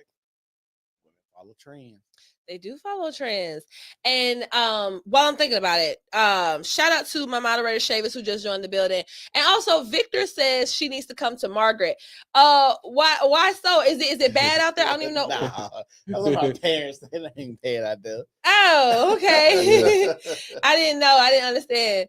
But yeah, to Chris's point, like we're so communal as Black women specifically, and that sense of belonging. That's why even Chris mentioned it earlier. He's like, making the type of content that you do, is it not, kind of difficult sometimes? I know you must get a lot of pushback, and certainly I do, but I feel like I do have a purpose to to push back on certain things. So I keep going, but I really have had some really bad experiences with women. Like you remember that bug-eyed hoe that time on Facebook, the one that you said you saw in person. She was all socially awkward. Yeah. So anyway, you know what you talking about? I'm gonna wait out of the stream. She wear the glasses and do the OnlyFans. Yeah. Okay. So she cried her start trying to comfort me, and I'm like, let me tell you what thing. Baby, a woman who spread her butt cheeks open and show her booty hole to strangers for $7.99 a month can never, and I do mean never, check me. Okay, you are a human toilet seat. But anyway, it's just that point of, once again, that vitriol towards an outsider, like an other. And I get it. Evolutionarily, it's a thing. Like Chris mentioned, we do have an evolutionary standpoint of wanting to belong and groupness because that's survival. But at the end of the day, nobody ever was no great people. Anybody we know to be great in human history just follow along with everything. Sometimes you have to be the person to say, okay, we've been doing this thing this one way for a long time, like being a part of the Democrat Party. It's been 60 years, Black people. 60 years. Well, LBJ said, if you give me these programs, I'm gonna have these niggas voting this way for the next 200 years, and they ain't letting up. And they're not letting up. Anybody that's gonna change anything or change the world can't be a conformist. Can't possibly be. Nobody's changing the world by doing everything, following the rules and stuff like that. So sometimes some rules are just meant to be broken to actually get changed. Now, some change could be bad, some change could be good. Some people just have this bright idea. They be like a Kanye West, or where they think they're a Mad Hatter or a genius. They think they have these bright ideas, and you just listen more and more. You be like, okay, this sounds okay, but most likely like 70% wrong with a lot of shit. Like when he talk about the Jews owning all this type of stuff, you're actually factual, right? Yeah. But then when you talk about the other little stuff that you bring, like me seeing your wife butt naked, it's just ridiculous. And you have a daughter. I don't want to. You have daughters. Yeah. Oh yeah. You have more than one daughter. Like, you're a man, and because this is the thing we always said, and we had this conversation too about Shaq telling Angel Reese, yeah, you know how many people come watch y'all dunking them little bit of shorts, and it was like, what kind of? It's crazy for a man to tell another man's daughter something like that. Yeah, it is. And so for you to be out here parading somebody else's daughter like that, you got a daughter. You're teaching your daughter that this is acceptable behavior. Like that's scary, honestly. That's scary. It is scary. But people. Yeah, go ahead and show that comment if you don't mind, Chris. So that's a good one. So Shayna says, yeah, I'm hating that Black culture is boiled down to us voting blue, being dope boys, girls being city girls. And I know that because I'm smart enough to know that some people are going to hear this rhetoric and they're going to say, once again, y'all are just cherry picking. You're purposely picking our worst people to parade and to give examples of. There's plenty of Black people doing well. You're not wrong. But let me tell you where the difference is. Plenty of Black people who are doing well, maybe financially, as far as maybe, just getting by and everything. But the mindset, and Minister Jap talks about this all the time. When we get the more educated we become, the dumber we become. Because we're being indoctrinated. Y'all will literally send your kids to school, to these PWIs or even HBCUs, whatever, and they're going to these schools for 4 or 5, 6 years. They're getting these degrees, and everyone's so proud and happy. And they come back home talking about some men can be women and women can be men. The most basic, quite possibly the most basic premise of biology that every human being has known forever. And your child is so educated that they're dumb now, and they don't understand that. I agree with that. You know what I'm saying? And that happens all the time. It's like, even with that, how do you get to the point where you can think that when it's been, we didn't have that. That shit, it's crazy that we regress to still talk about something like this when we got motherfuckers trying to put shit on the moon. Like, and Mars. Like Elon Musk trying to go to Mars, and y'all sitting here talking about I'm a woman, but I can identify as a man if I want to. I'm a they, them. Zerzim. It's a whole bunch of I want to touch on that as well, if y'all don't mind. Go ahead. I was trying to figure out how have we correlated and attached personality and behavior traits to a sexual orientation. Meaning, if I like women, there's no distinct personality or behavior traits that I have other than just showing my admiration for women. But when you get into the alphabet areas, each one has this own particular awkward behavior. Like I identify as a dog. I'm what trans masculine, trans femme. And it's this crazy look, purple hair. I think this is prevalent in Oregon, Colorado, all up in that area.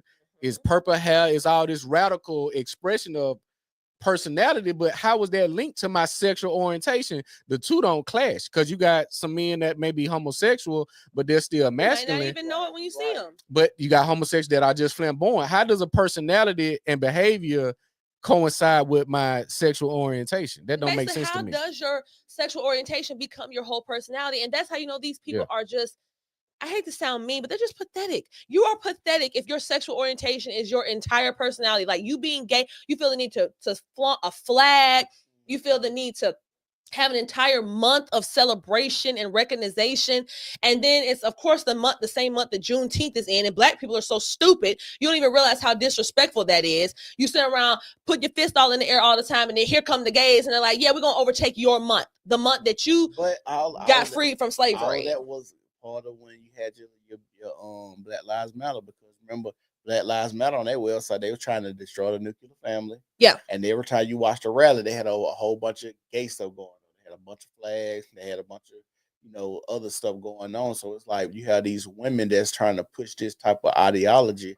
And I don't even understand how anybody, especially Black men, well, I understand Black men doing it, but as a whole, we could get behind 3 women. One of them was a trans woman.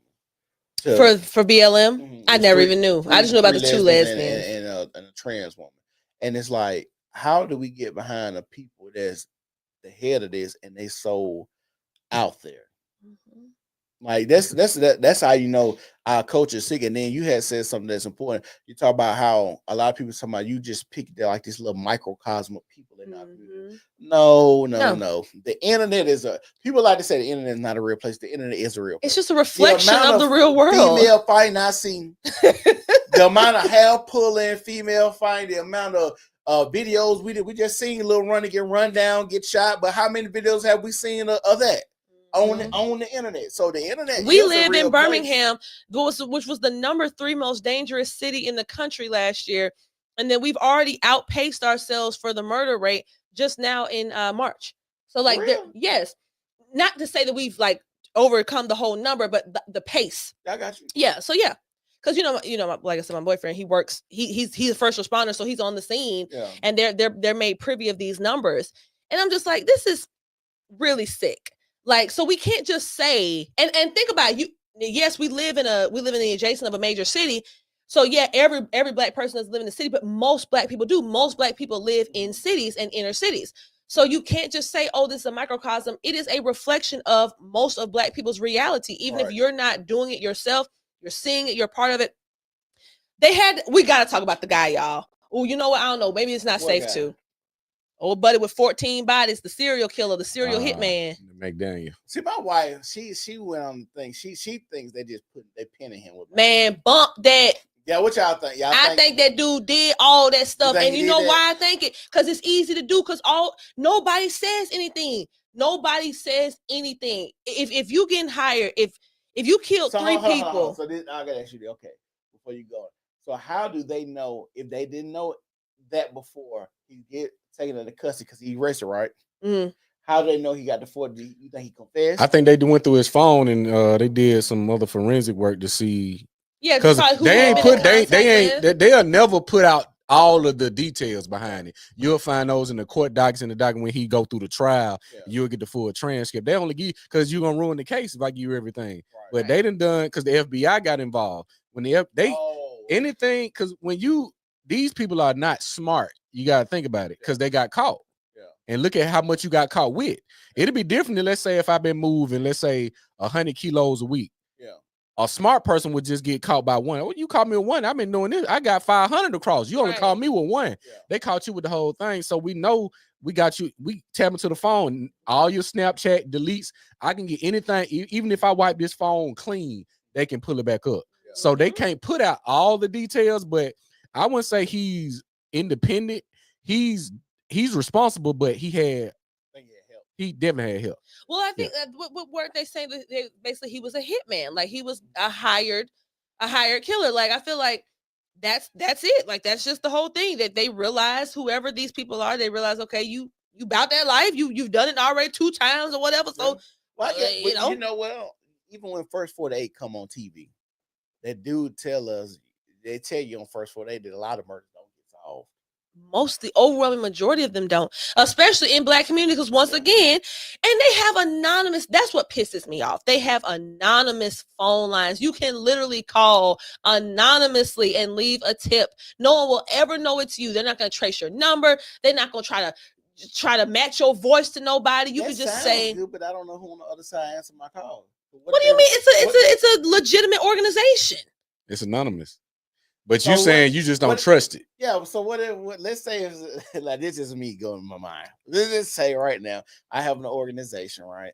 And I don't know how, because I've never called a number. Yeah, I never have either. I don't know if you call and leave a message or you call and actually speak to a real person. But if you call and speak to a real person, right?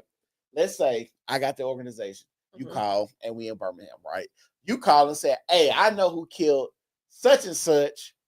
It was such and such. And I said, oh, okay, you ain't got to get your information, but you talking, you got this number, right? Because your number, when you call, your number gonna pop up. It is. Okay, so when you called, then I'm like, oh, okay. Now I found that you snitching on my cousin. Saying them folks is with law enforcement. What they got to do with it? You don't think law enforcement got cousins? You don't think the police some of the most corrupt people in the world? All I'm saying is it's better than the alternative of literally letting your communities be run rampant with this crime. He just saying show some love to the thing. But to the point though, it's just like that. But that refusal. My thought. No, it definitely could happen. I just don't think, I would never think like that. If I was gonna call, if I ever actually witnessed something, I would most certainly call one of those anonymous lines. She's a snitch. I am a glorified happy snitch. So don't do nothing around me because I'm telling. Okay. But and once again, the fact that even that whole thing, the whole no snitching thing. First of all, I don't know much about criminality or anything. But from what I've ever gathered, it's supposed to be some sort of warped code between criminals. Like if you are a co-conspirator of something, let's say you and your friends out here robbing folks, y'all selling drugs, whatever, and the police come and you get caught, that just means you don't roll over on the people that were with you. Accept the fact that you got caught, take your bid to the chin, move on.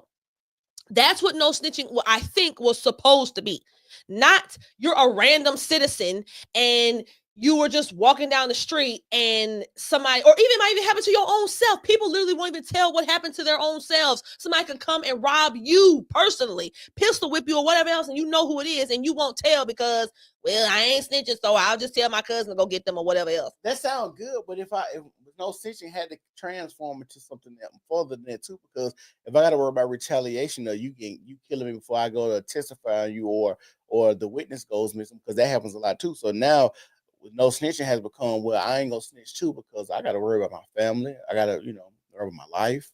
I got to worry about my children. So it's a little bit deeper than just saying, yeah, you should just be able to snitch because you just the old lady on the rocking chair. Yeah, the old lady on the rocking chair ain't got nobody to come in here and protect her when they figure out it's the old lady on the rocking chair. Now sitting in the rocking chair and the car pull up, skirt. But that's what that anonymous thing is for. I know you don't believe in it, but I feel like I get, but that go back to the God of the government. You got to put a lot of faith in calling this anonymous line that is literally and legit anonymous. You have to put a lot. I had to literally put my life in the fact that let's talk about that. Let's go with what you're saying. If Black people, hood people, because let's be honest, the poverty is the underlying thing with this. The poverty is what causes the violence and stuff because you feel like you crash out, you don't have nothing to live for. I feel all that. But we know that mostly happens in Black communities.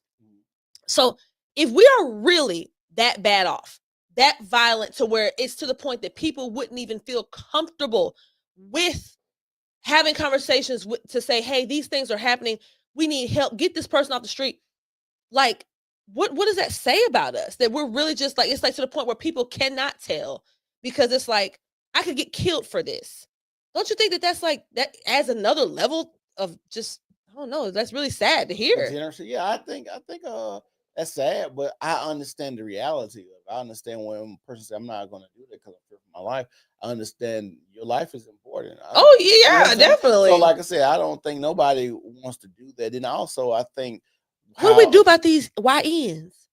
What do we do about them? We can't just let them kill everybody. That a lot of that's gonna come from the YN's gonna come from fathers. When you get fathers, but like we talked about last night, that's we so far gone with that. The young niggas, it's over with. I have a future projection. Like they had a projection with the 45% of women 22 to 43 are gonna be 50% gonna be single and childless. Yeah. You're gonna have a strong and a quick taper of the baby mama, baby daddy. It's gonna cut off because you got a lot of men that just aren't even appealing to the women anymore. And the women that appealing to the women. yeah, it's vice versa. So the standard is so skewed to where the men, like I said, just walking away. You got the women walking away.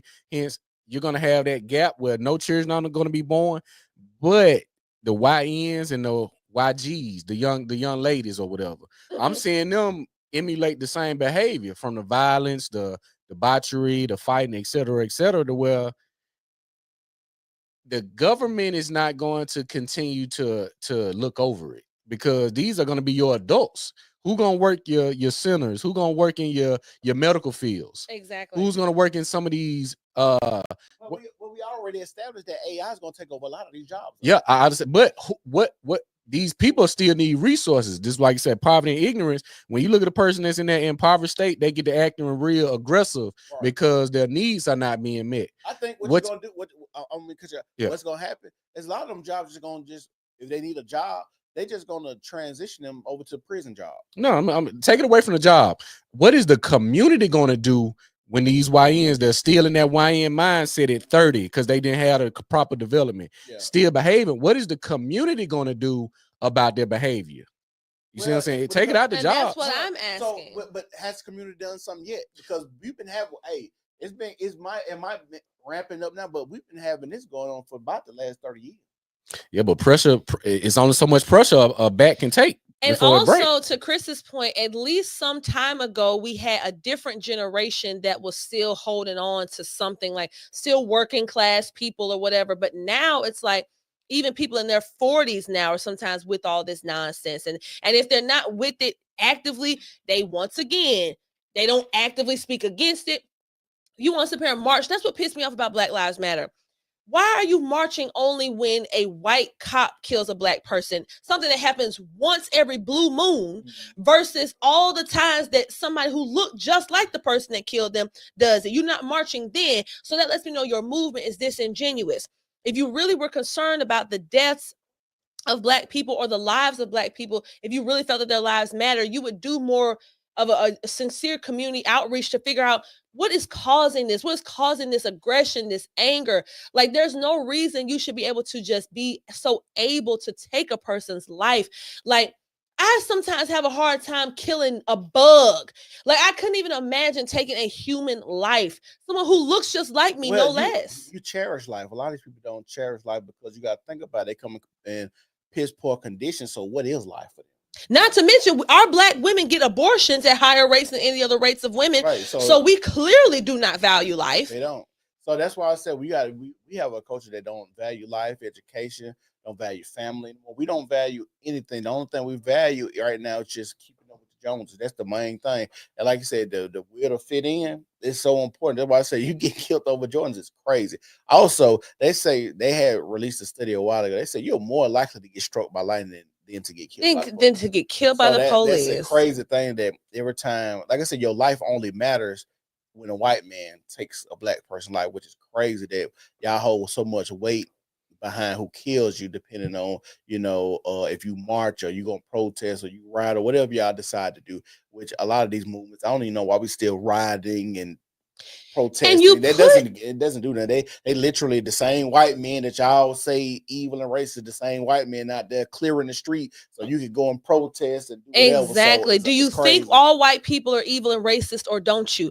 Because you seem to say all white people are evil and racist all the time, but then you also go on to say you put all this trust in the government, which is largely comprised of white men, or at least white people. Yeah. So you don't make any sense. This is where conservatism comes in, because conservatism says, look, I'm not going to put my faith in some outside entity for the most part. Yes, we have to have law and order. So, we expect the government by the hand of the state, by the hand of the police to, mitigate crimes and stuff. But other than that, you live your life, figure out what you need to do.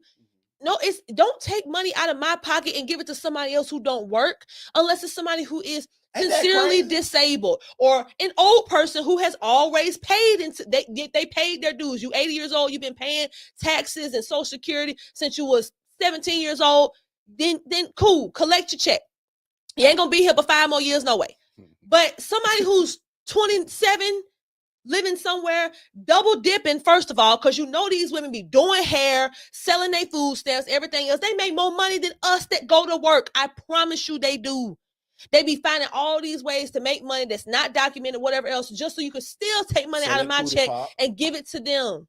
But you know what's crazy? How government set up, they punish people that really go out here and work, really go out here and try to have families. And they tell people that that's on Section 8, you can live here for $27 while I'm trying to go to work and my rent $1,500. Come on. Look at the disparity there. Like, you're not trying to do nothing, and I'm trying to do something, and and you punish the people. You don't incentivize families. You literally will let a woman put a man on child support, give her housing, free give her food stamps. You'll do all that, but a man and a woman that decides to get together, raise their children, pay taxes, and do all this stuff, you punish them, which is crazy when you think about how the government is set up. It is stupid. It's so much so, like, even just Americans, we so damn stupid. We still paying taxes, and they done told us they sending billions.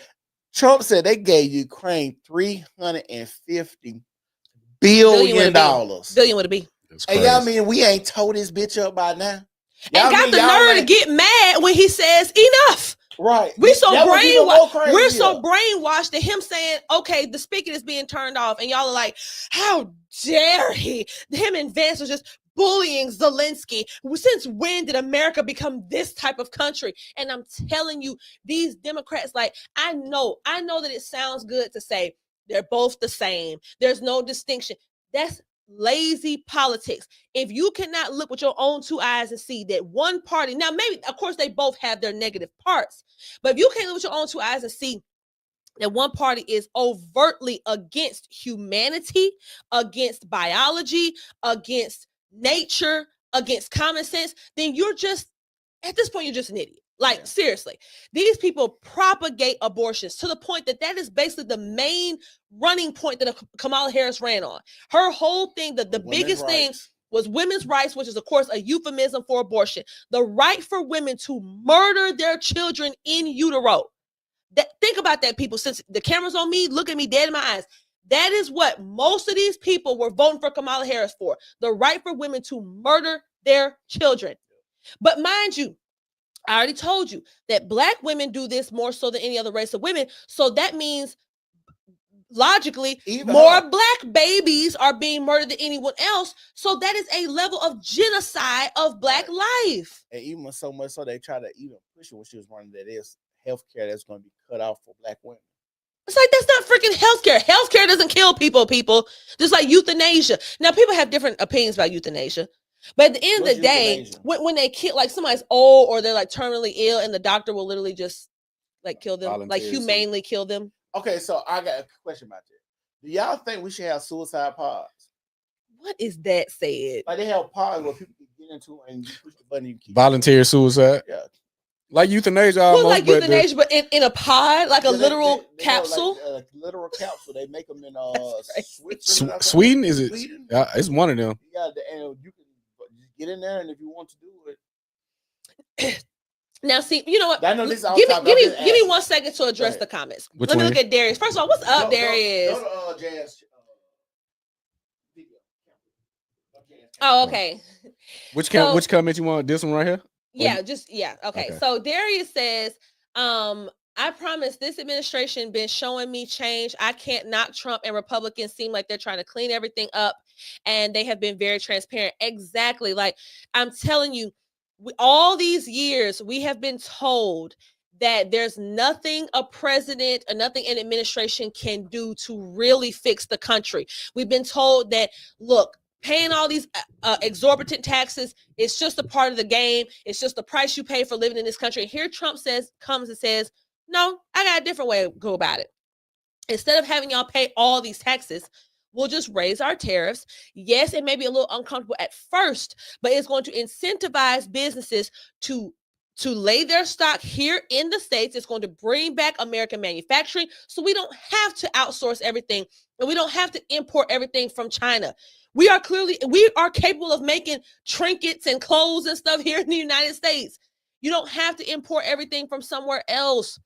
And so the fact that he's cutting through that red tape, that's the part that I love so much, because like I said, people are always giving us these promises, these political promises, but he's the only one that has actually delivered. Within less than 2 months, he's like, I got y'all. You told me you wanted to close the border. I put out a state of emergency at the southern border. He's like, okay, we're zipping it up. Nobody else is coming through, period, in this southern border. You wait a minute. Even if you was coming legally, wait a minute. I know you're going to go through customs. We don't need no more people right now. You got people like Eric Adams, the mayor of New York City. And shout out to Eric Adams, because he's changing his tune, which takes a lot of, humility to do. He's saying, look, I was wrong. What I saw firsthand, how this influx of these illegal immigrants destroyed our city. It skyrocketed our crime rate, skyrocketed the level of how expensive it was for New Yorkers to live, just how dangerous and deplorable and disgusting the subway conditions had become, everything. He said he reached out to Joe Biden, he reached out to the federal government and said, hey, if you're going to allow all these people here, you need to give us some more resources. We cannot take care of these people. And they would not give him an answer. They wouldn't even answer him. They just ignored him.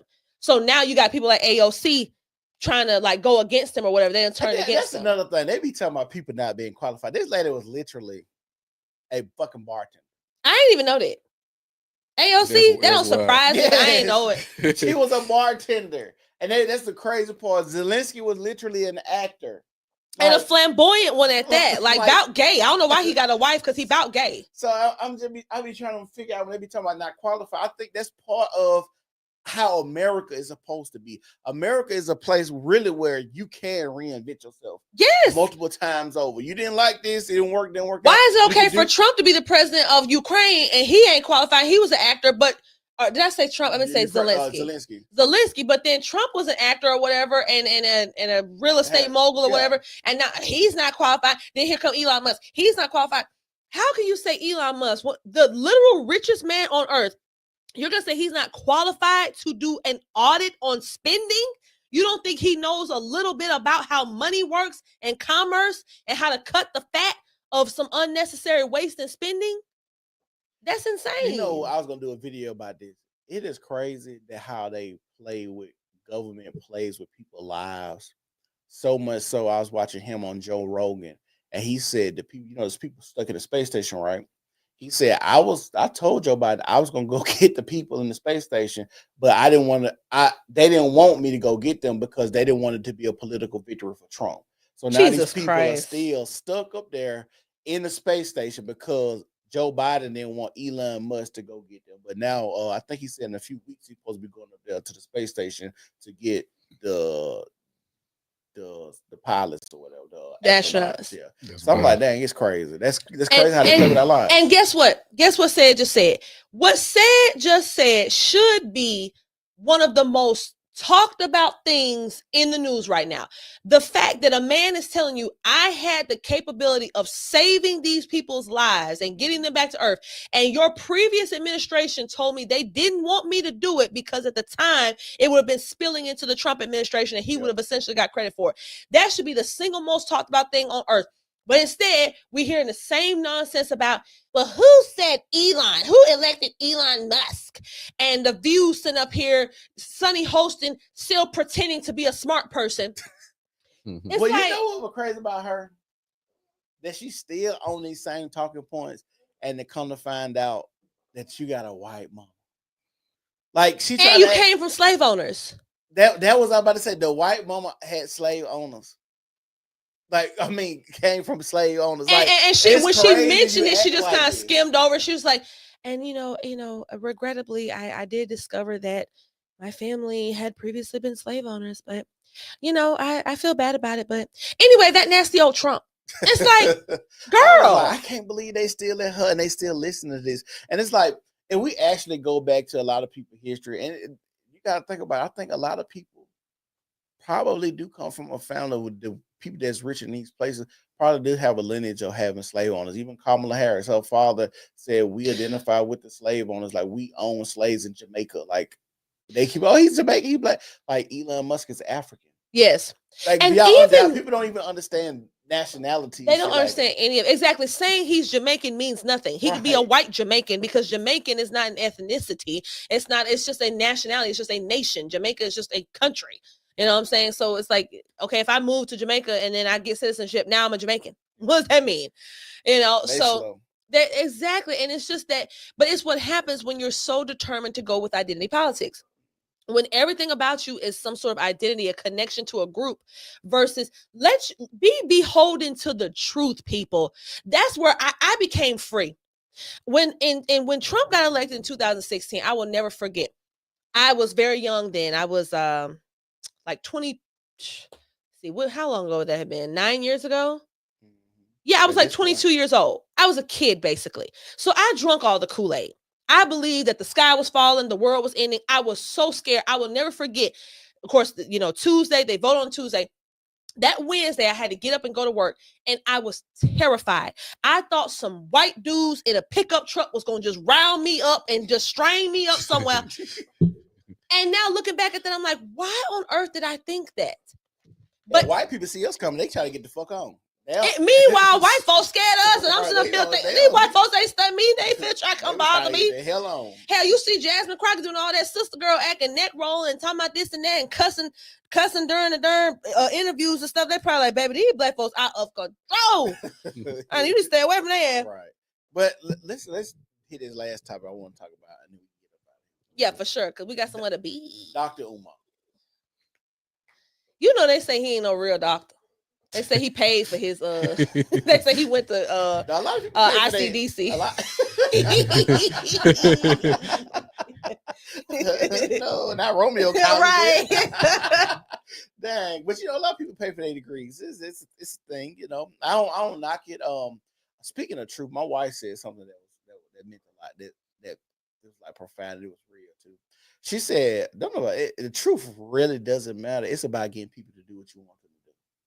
Mm-hmm. When you say that, though, it's like the perception. Like truth matters because it's going to always prevail. Like we can pretend like things, like for instance, like the stuff, all this transgender stuff. You can keep pretending like you're something that you're not. But the biology wins every time. There's always an issue. You can start puberty blockers as young as however old, and you are still going to have issues. Look at somebody like Jazz Jennings, the poster child of all this stuff. Been getting his parents, Jared is his real name. Jared's parents have been saying that he was transgender from the time of 3 years old. And guess what? This person had an artificial vagina constructed, and they have to insert a dildo basically into themselves every day, or the wound will close up, because that's what it is. It's a wound. And the mom is so disgusting and crazy that she said, yeah, we haven't gone all this far for Jazz to turn back now. So if I find out she's not inserting that thing, I will go and do it myself. She said that. Wow. She said that. She sure said, I go and put it in myself. That's how you know. That's why I asked you earlier. Are these people really handlers? Or do a lot of people just believe that? And that, like I said, even when we talk about truth, a lot of you said truth. Biology. Yeah, that speaks for itself. And we believe in biology. But if you're a person that don't believe in biology, what the fuck does me telling you that you're a man?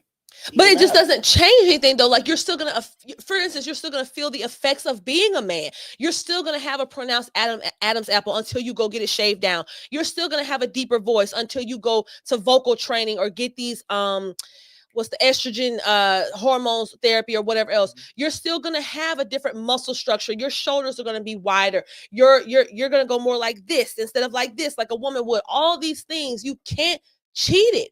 All you're doing is just. And then, like, even just like, for instance, you'll never be able to have a baby. You can do all the things. You can make yourself seem so much like a woman. Man, that stuff ain't successful. They're trying. They're not going to be able to create an artificial womb. You have to think a woman's womb is not just a one singular thing. It's like our whole, you know what I'm saying? There's a whole system in place. They're not going to be able to do that. And so that means that biology, aka truth, aka reality, wins every time. Unfortunately for y'all men, they are getting pretty good at cosplaying. So I tell men, and this is just a word to the wise. Hey, no homo.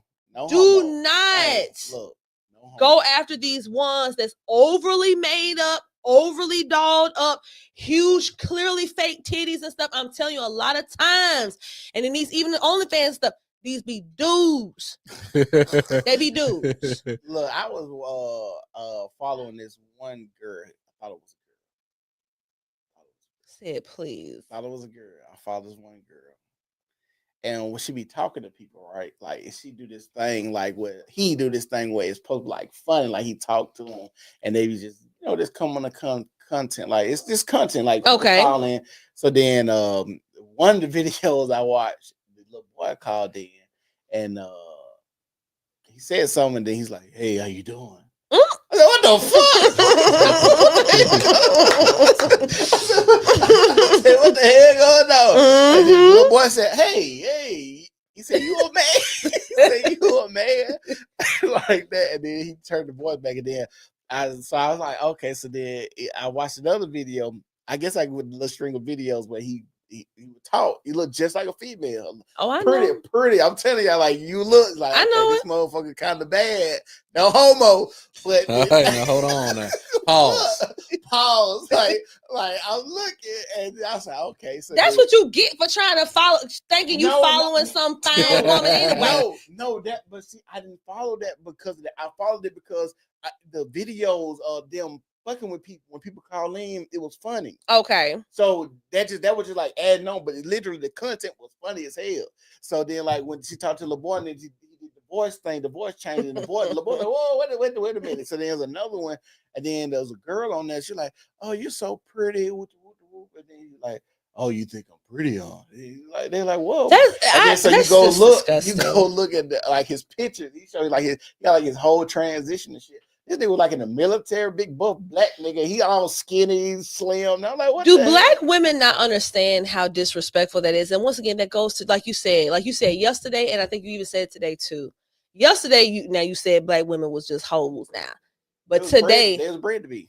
But today, I think you kind of more so mentioned black people in general just sometimes aren't that smart, and because there's no way you can be an intelligent person and not understand that a man cosplaying as you, thinking that he should get the same social treatment as you, when you are a human being, the only type of human being who can carry life within themselves, who can birth a human being.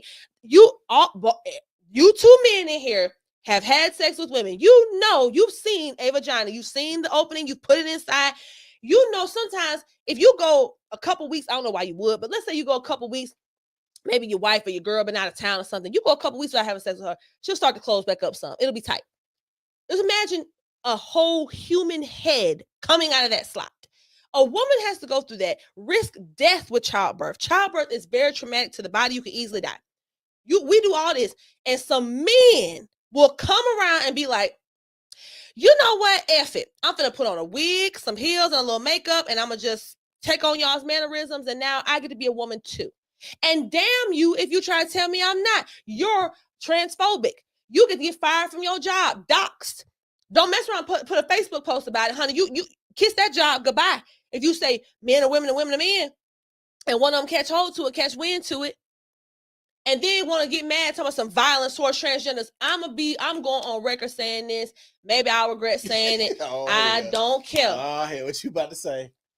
Y'all deserve that violence when y'all be tricking these men. Okay. Because y'all, because it's spiteful and it's bad in bad faith. Now, if you come straight out the gate, you know, you meet somebody at a bar and instantly, when you could tell they flirting with you or something, you just kind of pull them off to the side and be like, look, you know, I'm transitioning. I'm technically a male. And they decide they fine with it, then okay. But if you sit up here and call yourself tricking a man and you make it all the way to the bedroom and that thing spill out and that joker beat you to an inch within your life, baby, don't call me. Because this what you chose. This the life you chose. I agree with that one. I agree with that one. But look, let's get on this Dr. Umar stuff. We're gonna deal. So, how do y'all feel about Dr. Umar's daughter He didn't deny her. He said he wants to sit down because I watched his video. He wants to sit down with her and her mother, and he wants to do like I guess like a round table meeting. He says he's gonna come with the court papers, all of this stuff when they have these conversations. He said, "How can you call me a deadbeat when I've been paying child support since you came out the womb?" Not gonna lie, if he's I didn't know that part of it. Instantly, that changed my mind. Because I already know women be on bullshit. I already know that when they get the courts involved and stuff, they be lying. And if the man been paying or whatever, and you've been trying to railroad him or whatever, then I don't feel sorry for you no more. I'm gonna say this. I think a lot of men throw their hands up or wash their hands of their children when the courts get involved. No, now he should have a relationship with the child. But however, I do know that when the relationship with the mom is so tumultuous, sometimes she will really paint him out to be in a bad light or whatever, and it really can turn the kid off to the man. At the end of the day, every human being has some level of dignity. And I'm not going to, it's only so much I'm going to do to try to, I'm not going to force you to have a relationship with me. If you go along with your mom saying you're going to listen to your mom tell you I'm a bad person, that I never wanted you or all this crazy stuff or whatever, and you've never even bothered to hear my side of the story, then there's nothing I can do about that. All right. Well, how I feel about it is he said basically, well, she said that he never mentioned like graduations, he never been to any of these things. And she said the reason she was reaching out was because she wanted to meet her. He got 2 daughters. She wants to meet her other daughter, her sister. And I'm like, this is stupid because why would you want to meet an individual that you never met before? Say it.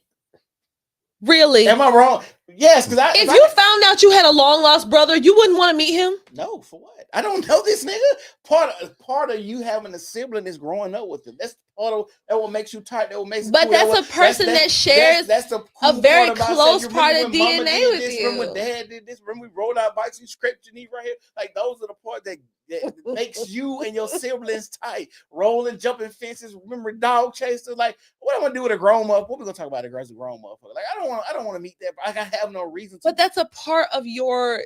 Like siblings are so close, and I feel like that's almost a part of you that you just don't know anything about. A part of me is a part of my dad or my mom, and they're a huge part of you. My parent, yeah, but the person that they make out there, no. I personally don't think I would want to meet somebody if I at this age, 36 years old. So wait, okay, you might not want to meet them, but would you like be against it? Like if they tried I wouldn't be against it. But I wouldn't reach out or I would search for them. Okay. But if they reached out and searched for me, it was like, hey, even Darius said you wrong. if they was like, you want to have a conversation or something, I'm like, yeah, I entertain the conversation. But I'm not as my daddy came, my mom and daddy came out there and it's like, yeah, you know, your daddy got a little kid out there with the whoop. I'm like, okay, got a kid out there. I'm going with my life. But if that kid happens to say, well, you know, hey, I've been looking for you, or you know, we share the same father, mother, whatever. And then they was like, I would like to meet you. I'll be open to the conversation. Well, to that point, and this is totally random, but what if you found out you were adopted? Would you want to find your birth parents? No. I'm adopted. But then you really wouldn't know. Like, think about it, there's like different diseases, mental things that could be. This is where I hang my head on. Sometimes the unknown is the protection that we need in life. Like, it's no reason. Like, if I'm adopted, right, I will figure. It's just my logic. I will figure that my parents probably aren't the best people that I might need to meet. That's fair. I'm just going out to the limb. They might be crackheads. They might be in prison. They might be dead. They might these are not people that if I'm adopted, there has to be some type of circumstances that had led me to be adopted. Okay. It's almost like facing your accuser or like a drunk driver. Like some people get hit by a drunk driver, get put in a coma. Yeah. Some people don't want to see who did it to them because they may relive the trauma. Yeah. So you speak and say it from a point of you don't have that void to know your roots because you know them. Yeah. But think about a person that don't have family, like let's say his daughter, for instance. She probably so disconnected from family. Look at her behavior. Any person I would say that's coming on the internet exposing a father or any family member in the context she is can't be close-knit with the rest of the family. So she may be yearning to get some family structure, or she may be just manipulating it. If I get close to the sibling, the other baby mama, I can get close again to the resources because he bragging about paying child support, which may translate into he got some extra resources that I may feel obligated to because I'm your daughter. So you paying this 300 child support don't equate to what I think you should have been giving me. That's always a touchy subject too, though, because you remember when Shaq famously said, "I'm rich, my kids ain't rich." Right. He was like, "So I don't." Now I feel like with that, and maybe it's just because I've never been rich or whatever, so maybe it's different. But I would think that you work so hard at everything so that your offspring don't have to. Not saying they don't have to work at all or do anything, because then they'll just be, piece of shit. But that they wouldn't have to grind as hard as you did because, like, you provided this. I'm gonna stop you right there. And the reason I'm gonna stop you right there, do you know why he said that? They came out the back of. No. Had they said something? Like the kids said something? One of the kids wanted a car or something like that. And he was complaining about not getting a car or some shit like that. He was like, I'm rich. You're not rich. So it's like kind of like putting his children in place. You don't think it's reasonable to expect for Shaquille O'Neal to buy his kid a car? People who have 1/1000th of the money he has buys their kid a car. So buying you a car, yes, but buying you the type of car that you wanted, and I don't think you're suitable for that car. That's like you say, my son came to me and said, "Hey, I want a Hellcat." I say, "No, you can't get no Hellcat, but you can get a Charger." Right. Why would I put you in something 700, 800 horses? And I know you just you just started driving for sure. So that type of entitlement, I should get a Hellcat because you got all the money. Yeah, I'm gonna get you. You still gonna get a vehicle. You still gonna get point A to B, and you still gonna have the nicer car than most people. So it was on his back of like he wanted some type of car, and they're like, I'm not spending that type of money on you getting a car. And you just so he ain't out here just living lavishly and letting his kids just not enjoy nothing of the. That's why he said what he said. Okay, I'm still like they was on some entitlement shit like. Yeah, for sure you should not be like that. And even Darius said that he's like, no, Jazz, that's not right. You got to make your kids know the value of $1. And I definitely agree with that. If don't nobody know about entitled kids, honey, I used to teach entitled kids. I know all about the concept of thinking that you deserve something that you have not earned. And that goes back to our original point about Black women. People like Jasmine Crockett who feel entitled to this certain level of. And even just not, I'm gonna be honest, it's not just her, but just Democrats, leftists, liberals, women, they all go all together. And y'all all feel like y'all deserve something that you have not earned. You feel like you deserve a level of respect. But specifically, you think you deserve the level of respect that men get. And men as a group have done things that women could never do. You could not have built the pyramids or the Parthenon or created civilizations, water systems, built bridges, been engineers that created all the infrastructure that we take for granted today that we use on a daily basis. That was never you. It was never going to be you. And it's okay. It doesn't mean you don't have a role. You play an integral role. First of all, you bring the jokers into the world. You bring them into the world. And then from there, you are supposed to have a supportive role, you know what I'm saying? Like where the man is the head, you're the neck type thing. And as long as you keep doing that out of order, you're going to always be unhappy. You're going to always think that you could tell Jasmine Crockett when she was making them videos, boy, she thought she was eating. Well, you thought we was going to stay in there for that bullshit. That's what Chris was talking about earlier was order. How us as people do a lot of stuff out of order. And you lose every time. That's why I said truth prevails. I know what your wife is saying, that ultimately the way we conduct ourselves in life is more so about how you can get people to do what you need them to do. But even with that, I think ultimately the truth always prevails. Like that's why even now the Democrats, as much Trump hate as there is, you would think that he would have lost. Because it's almost taboo to talk about him. Thought he was gonna lose too. I thought he was. Man, look, I didn't know what was gonna happen. I didn't look till later that next day. I was like, if this woman won, I'm gonna be devastated. I ain't gonna hold you. His point was valid of why he thought he was gonna lose too. Why he thought she was gonna win.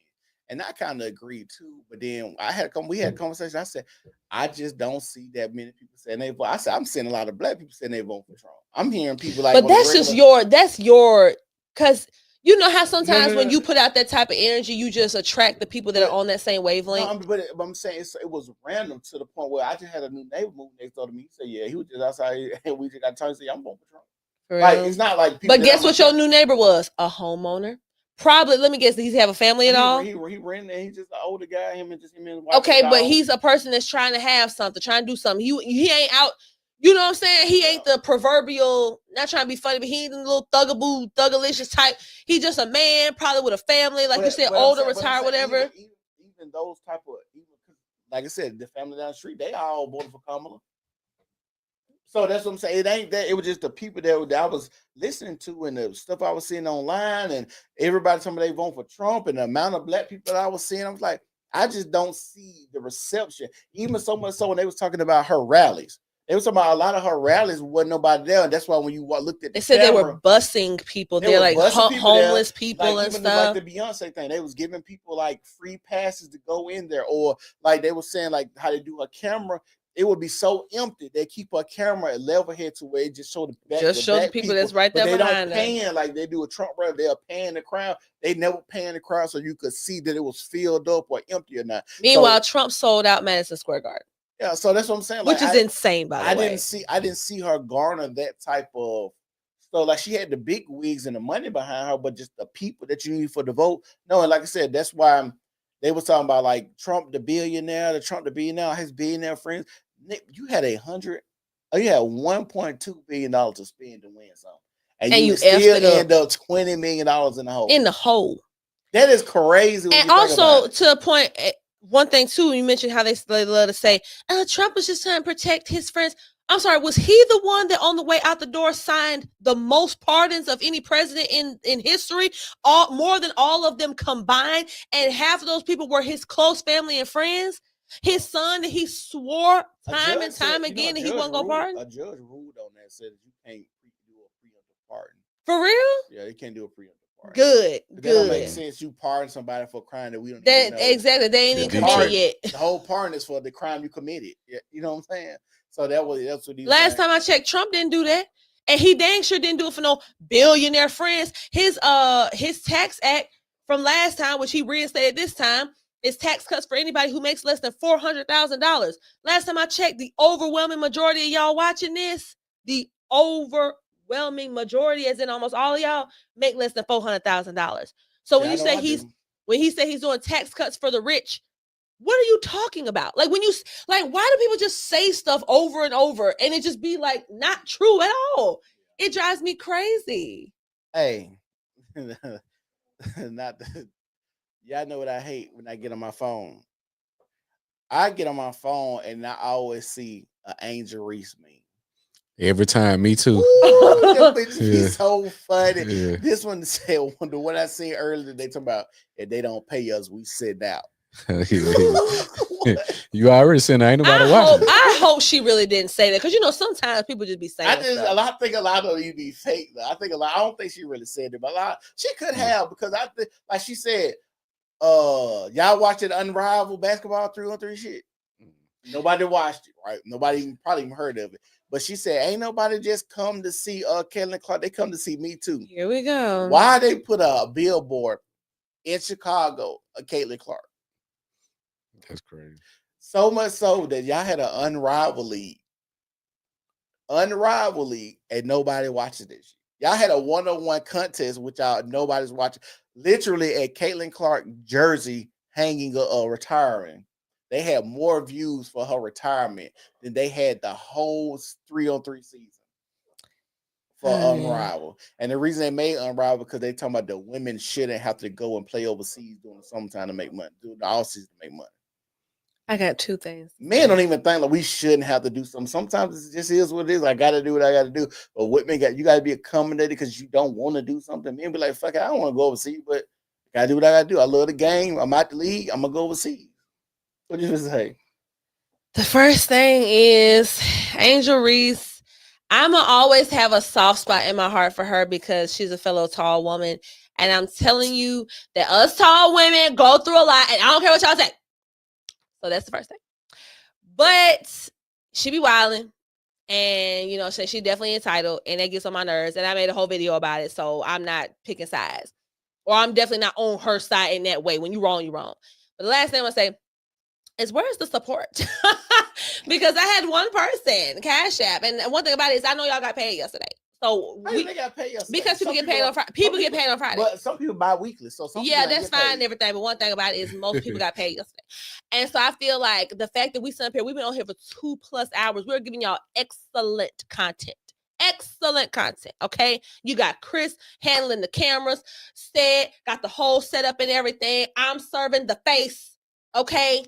Where are the super chats? Pop it. Let's get it. I mean, seriously. And this my first time too. I'm intern. Okay, exactly. First time on the ones and twos. Oh shit, man. It don't make no sense now. Where's my Facebook stars and my super chat? We really just need y'all. We want that too, but make sure y'all share this video and subscribe to the channel too, because like I said, we coming heavy. We got another week or two before we go full force. Yeah, for the New Normal Podcast. Make sure y'all subscribe to the New Normal Podcast as well. Make sure y'all do that. Yes, indeed. And the reason we want y'all to do that, the first topic we're gonna talk about what we're doing. Miscellaneous Mondays call-in show. On the main camera. Wait, hold on a second. What you mean, y'all? So what's going on? So we did a revamp. So we shout out to everybody, Christian, he ain't here tonight, but we did a revamp to see what's the value and what is the purpose of having a media platform. Well, we look at what we're missing, which is our own media coverage, and we're missing a community of like-minded individuals where you see people always arguing. I would rather look into a comment section and see people always agreeing. So where we're agreeing to a common cause, because if you got agreeing, it should be some action. So what we're doing is Mondays. What we're doing Monday, Wednesdays, and Saturdays. Am I allowed to join? Absolutely. So Mondays and Wednesdays is going to be more so call-in show. Miscellaneous, we're going to kind of be keeping up with the latest and recent headlines, news updates. But we're also going to give the audience and the community and the members, subscribers, etc., a chance to call in and be a part of the conversation.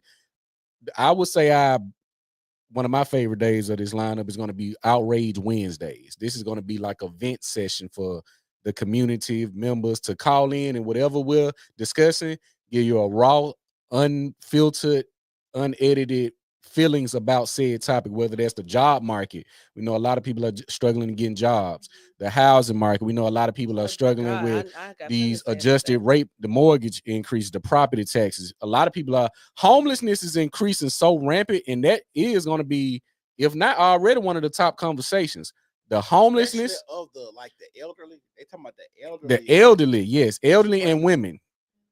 Elderly, women, and children. The homeless population is rising. So, like I said, these our platform is really going to be for the people and for the members, because we're looking to people to save us. The same people that saved us this year looking to put us back to before where they saved us. You see what I'm saying? So we ultimately have to save ourselves. You got to say, sure. I got a saying, and we're gonna be doing a line of t-shirts. We're gonna have a few surprises for the subscriber base and just for the people. Victims don't win. Talk about it. If you ever look at any group or individual that won or made it through any trials of adversity, they got rid of the victim mindset. If you're playing victim politics and victim, you're gonna lose, because victims don't win. They have a story, but the survivors win. But if you can't, I don't believe you could be a victim and a survivor. You one of the two. You survived this. A victim is still wallowing in the trauma, the turmoil, the PTSD about it. The survivors, they got past it. The survivors get past it and they move on to greener pastures. The victims, they wallow and they stay in that place of victimhood, looking to be saved. And that victimhood becomes a part of their identity. Yeah, I'm gonna say something, and this makes sense what I just said. I just got on my phone, right? First thing that I see, it says Doechii reveals being a straight man It's toxic. Is the biggest red flag when dating. And then I wonder, I was like, why Doechii come out of nowhere and win an award? She ain't been on nothing.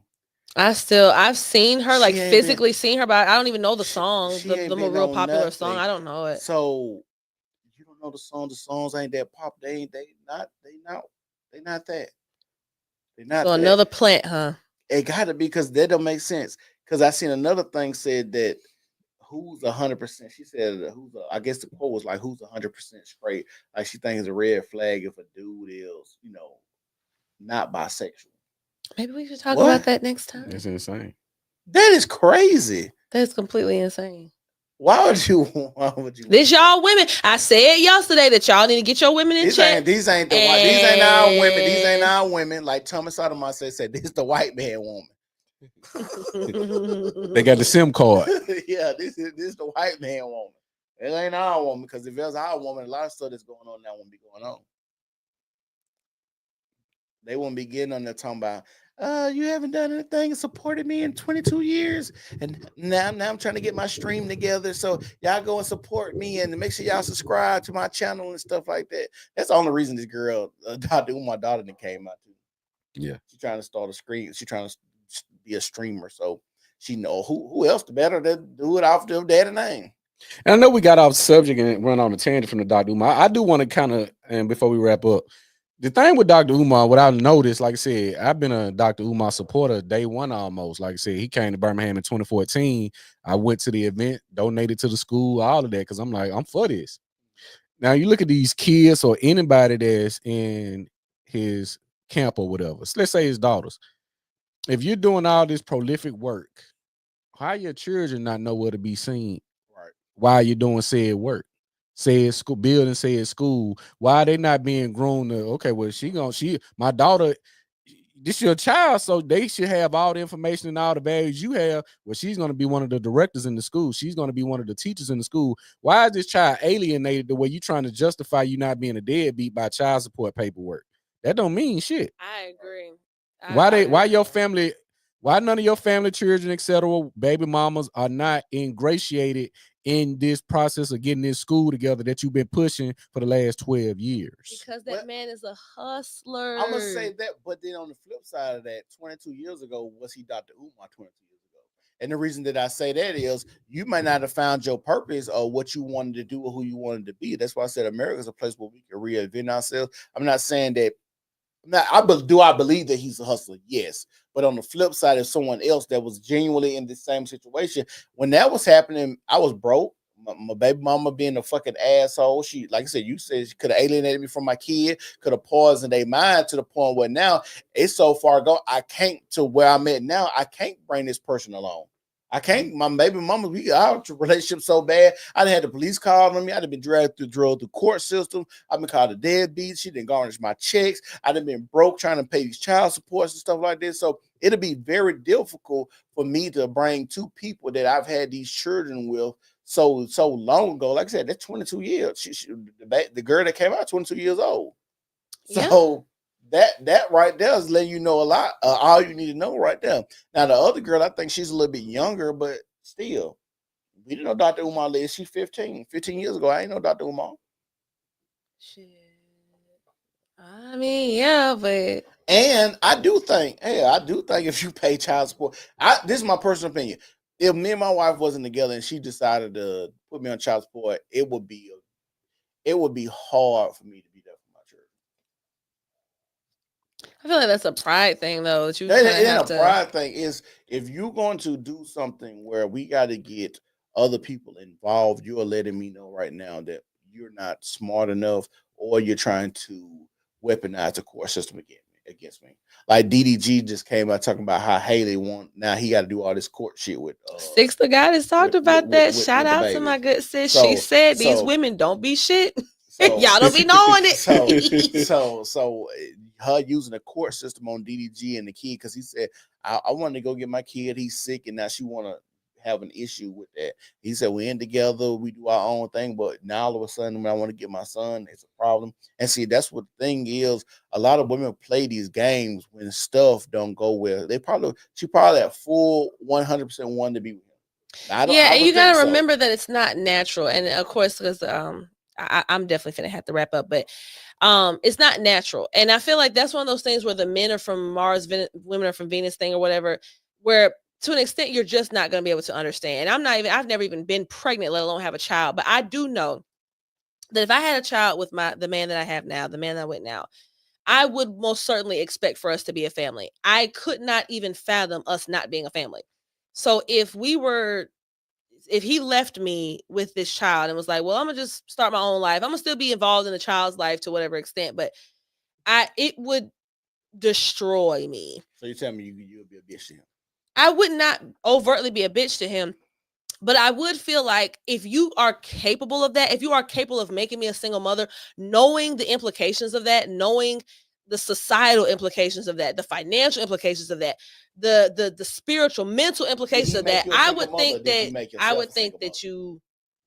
But I'm saying at the end of the day, like, if we're together and you leave me, then that's you making me a single mother. But did you? I'm saying like so because what if you're not married? Because they weren't married, right? If they wasn't married, because as most men would agree, if I decide to marry you, that means a lot. So that's already letting you know that I plan on being here. If I don't take that step of marrying you before having sex, because sex is something that we all gonna do, we all gonna have sex, and we all can have the potential of being a baby father or baby mother. So there's nothing special in that aspect. I know women are going to disagree, but it's nothing. It's actually special at getting you pregnant in that moment. The wife then doing, like I said, the order of things. So you were technically making yourself a single mother because you didn't have any requirements of make him do anything to stay. Now you already know I agree with that. I do know that women definitely need to marry before they carry, but I'm just saying that I'm not going to lie to you and say that I can't understand how a woman could get to a point of being that jaded. And obviously there's parts of it that we don't know. Like if she's literally saying he can't see the child, I mean, she wasn't doing that before, and they've been broken up for a couple months now. She wasn't doing it before. He was on the live stream with Kai Sennett and all that type of stuff. And she ain't saying that. I mean, she did say something, but she ended up like backtracking and realized whatever. She did say something, but she realized she was wrong, whatever. So something else probably happened. That was indicative of what was to come. Well, to be fair, they be having a bunch of bullshit. Like people be drinking, smoking, wilding out. Like you probably just don't want your son around. But did you see that scream though? I'm sure that stream was probably copacetic, but I'm just saying, like, as a woman, as a mother, this is her first child. She's never been a mom before. It's a baby, it's an infant. Like, it's normal for her to be like, I don't want my son. And then they were already kind of private about him anyway. She tried to be, and then DDG was not going to be because he's a, entertainer or whatever. She tried to be more private about the baby, and he wasn't even accepting that. So I can understand that she did not want her son paraded around like this on somebody's live stream or whatever. People are mean, vicious. People try to dox people, try to find out where they are, all this weird stuff. I could see that. I think that was weird of him to do that. So getting clout off your baby. It's his baby. That don't mean you go. You don't go live with your sons very often. We may have seen your sons like one time, and I'm sure that it's on purpose. Hold on. The reason you don't see my children because there's something that because you realize that you are protecting them from the internet. No, that's not necessarily what it is. I don't deem it to be good for my children to be on the internet, but somebody else might be like, the internet is how I made my money, I made success. So that person might feel like this is a good idea to have my child in there. That's why we have things like child stars. And they all end up effed up. Like literally all of them. I'm not saying yay or nay, but even if they. But you just said yourself that you think it's not right to have your kids on the internet. You want, so that means you understand the concept of protecting kids from the internet. So why is it then? I understand, yes, but somebody else might agree with, hey, it wasn't that bad. Hey, you get this fame for it, you get this money. That's getting clout off your children. That's what I'm saying. It's his child, though. Oh, of course, at the end of the day, I can't make him do one thing or the other. Like the fact is, yeah, it's his choice to make. That don't mean it's not. That don't mean I can't say it's not dumb or that's not wrong to do. And then the thing is, how would you know it's getting clout? Because it's my child. So if I put it on the end, put my child on the internet, or what? Let's say I'm doing the stream and can't nobody watch it, but I'm still doing the stream. Does that necessarily mean I'm getting clout on my child? But that wasn't the case. There was but I'm just saying, tens of thousands of people watching. She's saying it's premeditated. Like it's very clear that DDG is a person. So to have the level of fame and success he has on the internet, you have to base your entire life around putting your entire life on the internet. So no one is safe. No one's safe. So I got a great question. So do you think when he got her pregnant, you think, hey, well, I'm gonna get her pregnant, I'm gonna put my baby on screen? Yes. Yeah, I think that was already like, oh yeah, we finna have a star. She in her I'm lane. Finna have the Little Mermaid's my baby is a spawn of both of us. They're gonna get monetized too. Because it's all about the bread at the end of the day. Because the thing is, you can say that, but she still controls she get pregnant because she could have been on birth control and never got pregnant at all. That is true. She is complicit in it. So that's what I'm saying. You can say, because I never as a man will go in there and be like, oh, I'm gonna get her pregnant because she control her body at the end of the day. Because like I said, she could have an implant and never got pregnant. You gotta think about the Yeah, of course, women. the two individuals though. They like. Yeah, say I'm many gonna be honest ways. with you. You're living in what 2022. We can't keep. 2025. You're living in 2022 when I say we 2022. cannot keep having this conversation of acting like that men are just totally absolved. Like you cannot just say, like we both know it takes two to tango, more specifically the person that shot the club up. Because at the end of the day, ain't nothing going on if you don't release into me. So at the end of the day, like we can't just keep trying to absolve men of making these children. I think I want to touch on that. I think he's saying it's an order of operations. Like women have the control mostly 100% if it's not a grape situation. Right. And you pick the guys who you allow entering your body. So always you get in these conversations and you say, well, women, like I listen to all these problems you have with men. Well, I say, well, what if you only had sex with your husband? Right. How many of the problems that you had with men would go away like that? Probably 98%. For sure. So what he's saying is the order of operation, since you have 100% as far as contraception and just a selection of picking. Let's use Coyle Ray for example. All these eligible bachelors she's around with her father executing the game. I'm sure his partners got sons and all of this who are not artists or rappers, but more so the businessmen. The same way you got men that are in fraternities, et cetera, or women that's in sororities. You mean to tell me you're in this sorority with hundreds of thousands? You can't find a mate for my son. I can't find a mate for your daughter, and I can pick from the top. I go get pregnant by a trippy red. All the men I had access to in my DM, this is what I chose to get pregnant by. So the choice that what he's saying is you still had from the onset. We're talking to men is after the fact.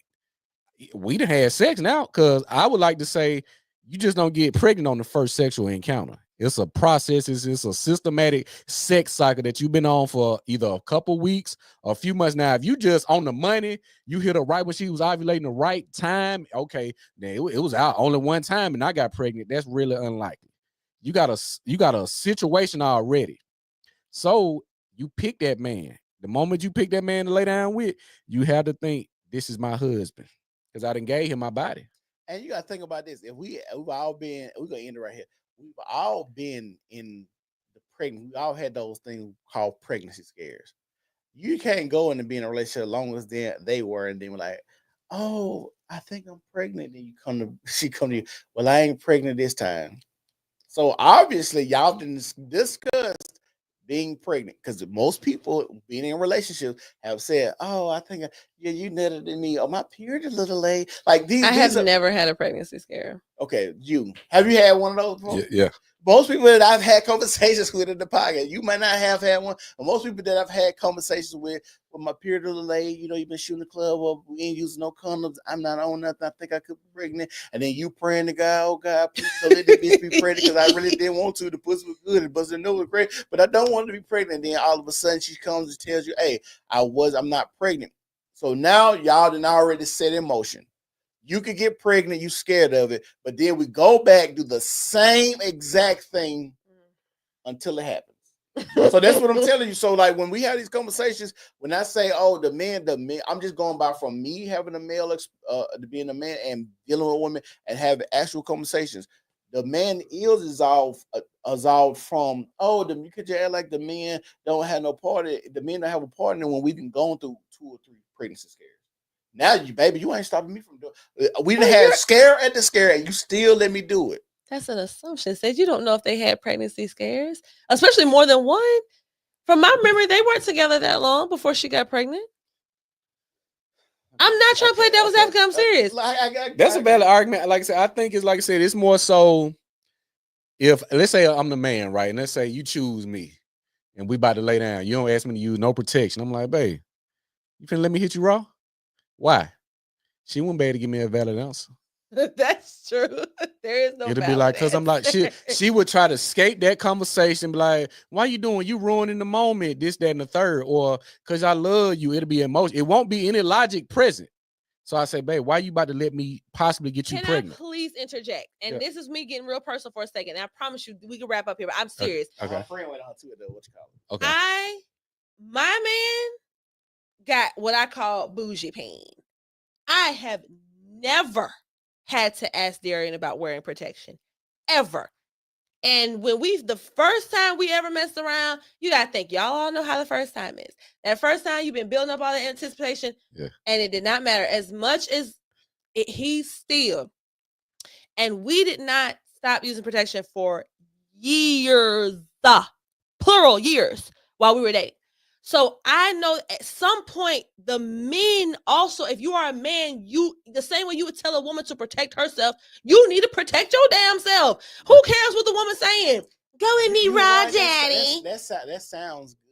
That sounds no, because it's the right thing. You are a man. You run the show. That sounds amazing. That sounds fucking amazing, Jazz. Let's call it what it is. When we talk about responsibilities, and this is why I was going to be my gripe with women. You say a man's responsibility is provide and protect. What is a woman's responsibility? Because from what my mama told me, a woman's responsibility is typically procreation. She told me straight up, if I don't want to get pregnant, I know how not to get pregnant. So much so, if I don't want to get pregnant, I just don't have sex. But she said, let's be real. If I don't want to get pregnant, I don't. I can go and kill it if I want to. At the end of the day, procreation is about me. Procreation is my sole responsibility. She said, it don't take two, it takes one. She said the one is the consent. The consent is who? The woman. Because you know, when a man approaches you, already you know what he want to do. If a man approaches you right now, does everything you're saying really go against the idea of just you as a man wearing a rubber? Did your daddy not have that same conversation with you to say, son, strap up? People say a lot of shit, Jazz. Well, then your mama just saying stuff. No, I'm saying when it comes to that, when you're talking about wearing a rubber. But let's be real. Most people that's been having only saying let's be real because you are admitting that it's a difficult thing to do. It's not fun, but at the end of the day, it's a responsible thing for you to do. I agree with everything you just said. That's why I said, well, let's be real, because most people want to feel the rawness of sex. We don't want that friction. We don't want that condom. Most women, let's be real. Most women want to feel you finishing them. It's an extra excitement. I sure hope my parents ain't on here tonight. It's an extra excitement. It's an extra feeling. It's an extra bonding. Me ejaculating in you is more bonding to you. So no, most people don't want to wear that. Honestly, condoms are so unnatural. By that point, that if you're saying it, because you keep using words like people, you're not saying men or women. So by that logic, you shouldn't be able to blame the woman either. If you're saying at the end of the day, sex is a natural thing that should not be barred by a condom, then everybody involved should be able to just deal with the consequences. Pregnancy is your responsibility. Procreation is a woman's sole responsibility. Consent. Hold on. Consent is yours. I've already consented when I approach you. That's just common sense. There's no other reason. If I see you in the mall right now, I'm not going, oh, she looks smart. Oh, this looks like a wife. No, I'm like, oh, she got an ass on. Oh, this motherfucker, like she right. I'm gonna have to hit that. That's the first initial thought every man had. I'm not going, oh, this is gonna be the mother of my child. No, I'm trying to hit that ass. Well, what you think the woman thinking all the time? You think she just, I mean, at the end of the day, I'm she's smart. Once we lay down with she's smart, she's probably thinking, oh, this nigga wants some ass. Is that far-fetched? I want y'all to know I do not encourage Said to act like this. Every is a now and then he get like conversation. This is that Saturday night live stream. Saturday Night Live, because every time, this is simple. Because he's an otherwise rational person. Hold on, is that far-fetched though? Most men. So you telling me you think of why men approach you? If you know they trying to holler at you, why they approach you? I mean, oh my God! Y'all gotta hold on before we wrap up. Y'all gotta plug the channels. Let people know. On that note, I have been J Mac from the Chill Out J podcast, co-hosting with my host Said and Chris with the Political Ransom channel and the New Normal podcast. Don't forget to plug that one as well. Thank you so much, guys, for anybody who contributed to the show tonight, whether by super chat, cash app, or just by sharing, liking the show, etc. Hopefully you guys enjoyed it. I didn't mean for it to go off the rails the way it did, but you know how we get on a Saturday, and baby, we are late for a function. So hopefully everybody is safe tonight. Thank you so much, Chris, for handling the camera. You've done a great job. Indeed. And make sure to follow me on all my socials at JMack, JAYMACK. Add a K, subtract a K, add an underscore, baby. It's one or the other. It's gonna be there. And subscribe to the channel if you have not already. Said. Wait, did the camera get on me? It's the political ransom. I want to tell everybody out there, women, especially women, your responsibility is procreation. I don't know why we got to have this conversation again in 2025, but your sole responsibility as a woman is procreation. You say men are provide and protect, women is procreation. See how we got all us got P's? We just got one. We got all PRO, actually, all pros. We're all pros at it. Yeah. Protect, provide, procreate. Yeah, there you go. We all pros at it. So, that's what people drop the ball because a lot of people aren't pros, actually. That's be another good scream about what we should do. But anyways, it's political ransom. Also, make sure y'all subscribe to the New Normal podcast. We are going to start screaming on Mondays, Wednesdays, and Saturdays. I told Jazz we could probably do this like every other Friday, which would be cool. Every other Friday, me and her will probably be screaming together. Chris is going to start. He's got Legacy Room. I let him introduce. Yes, indeed. Legacy Room TV. For the people who know and don't know, I have a vintage clothing company called Legacy Room Vintage. I specialize in rare merchandise, sports merchandise, other urban high-end fashion apparel. Which one? Oh, hit one. Oh, there we go. There we go. Okay, so yes, if y'all are familiar, make sure you go follow Legacy Room Vintage on Instagram. I will have the Legacy Room TV channel. I'll be doing unboxing. I'll be doing some live shopping events where you can bid and purchase live on my stream. Once I do those, I'll roll that schedule out. I also have some operating hours in which you can come in and see the suite. If you want to take some pictures, it's going to be aesthetically pleasing. We got a lot coming down the pipeline. But make sure you follow Legacy Room Vintage on Instagram, and I'll have the YouTube channel for the Legacy Room TV. And we gone.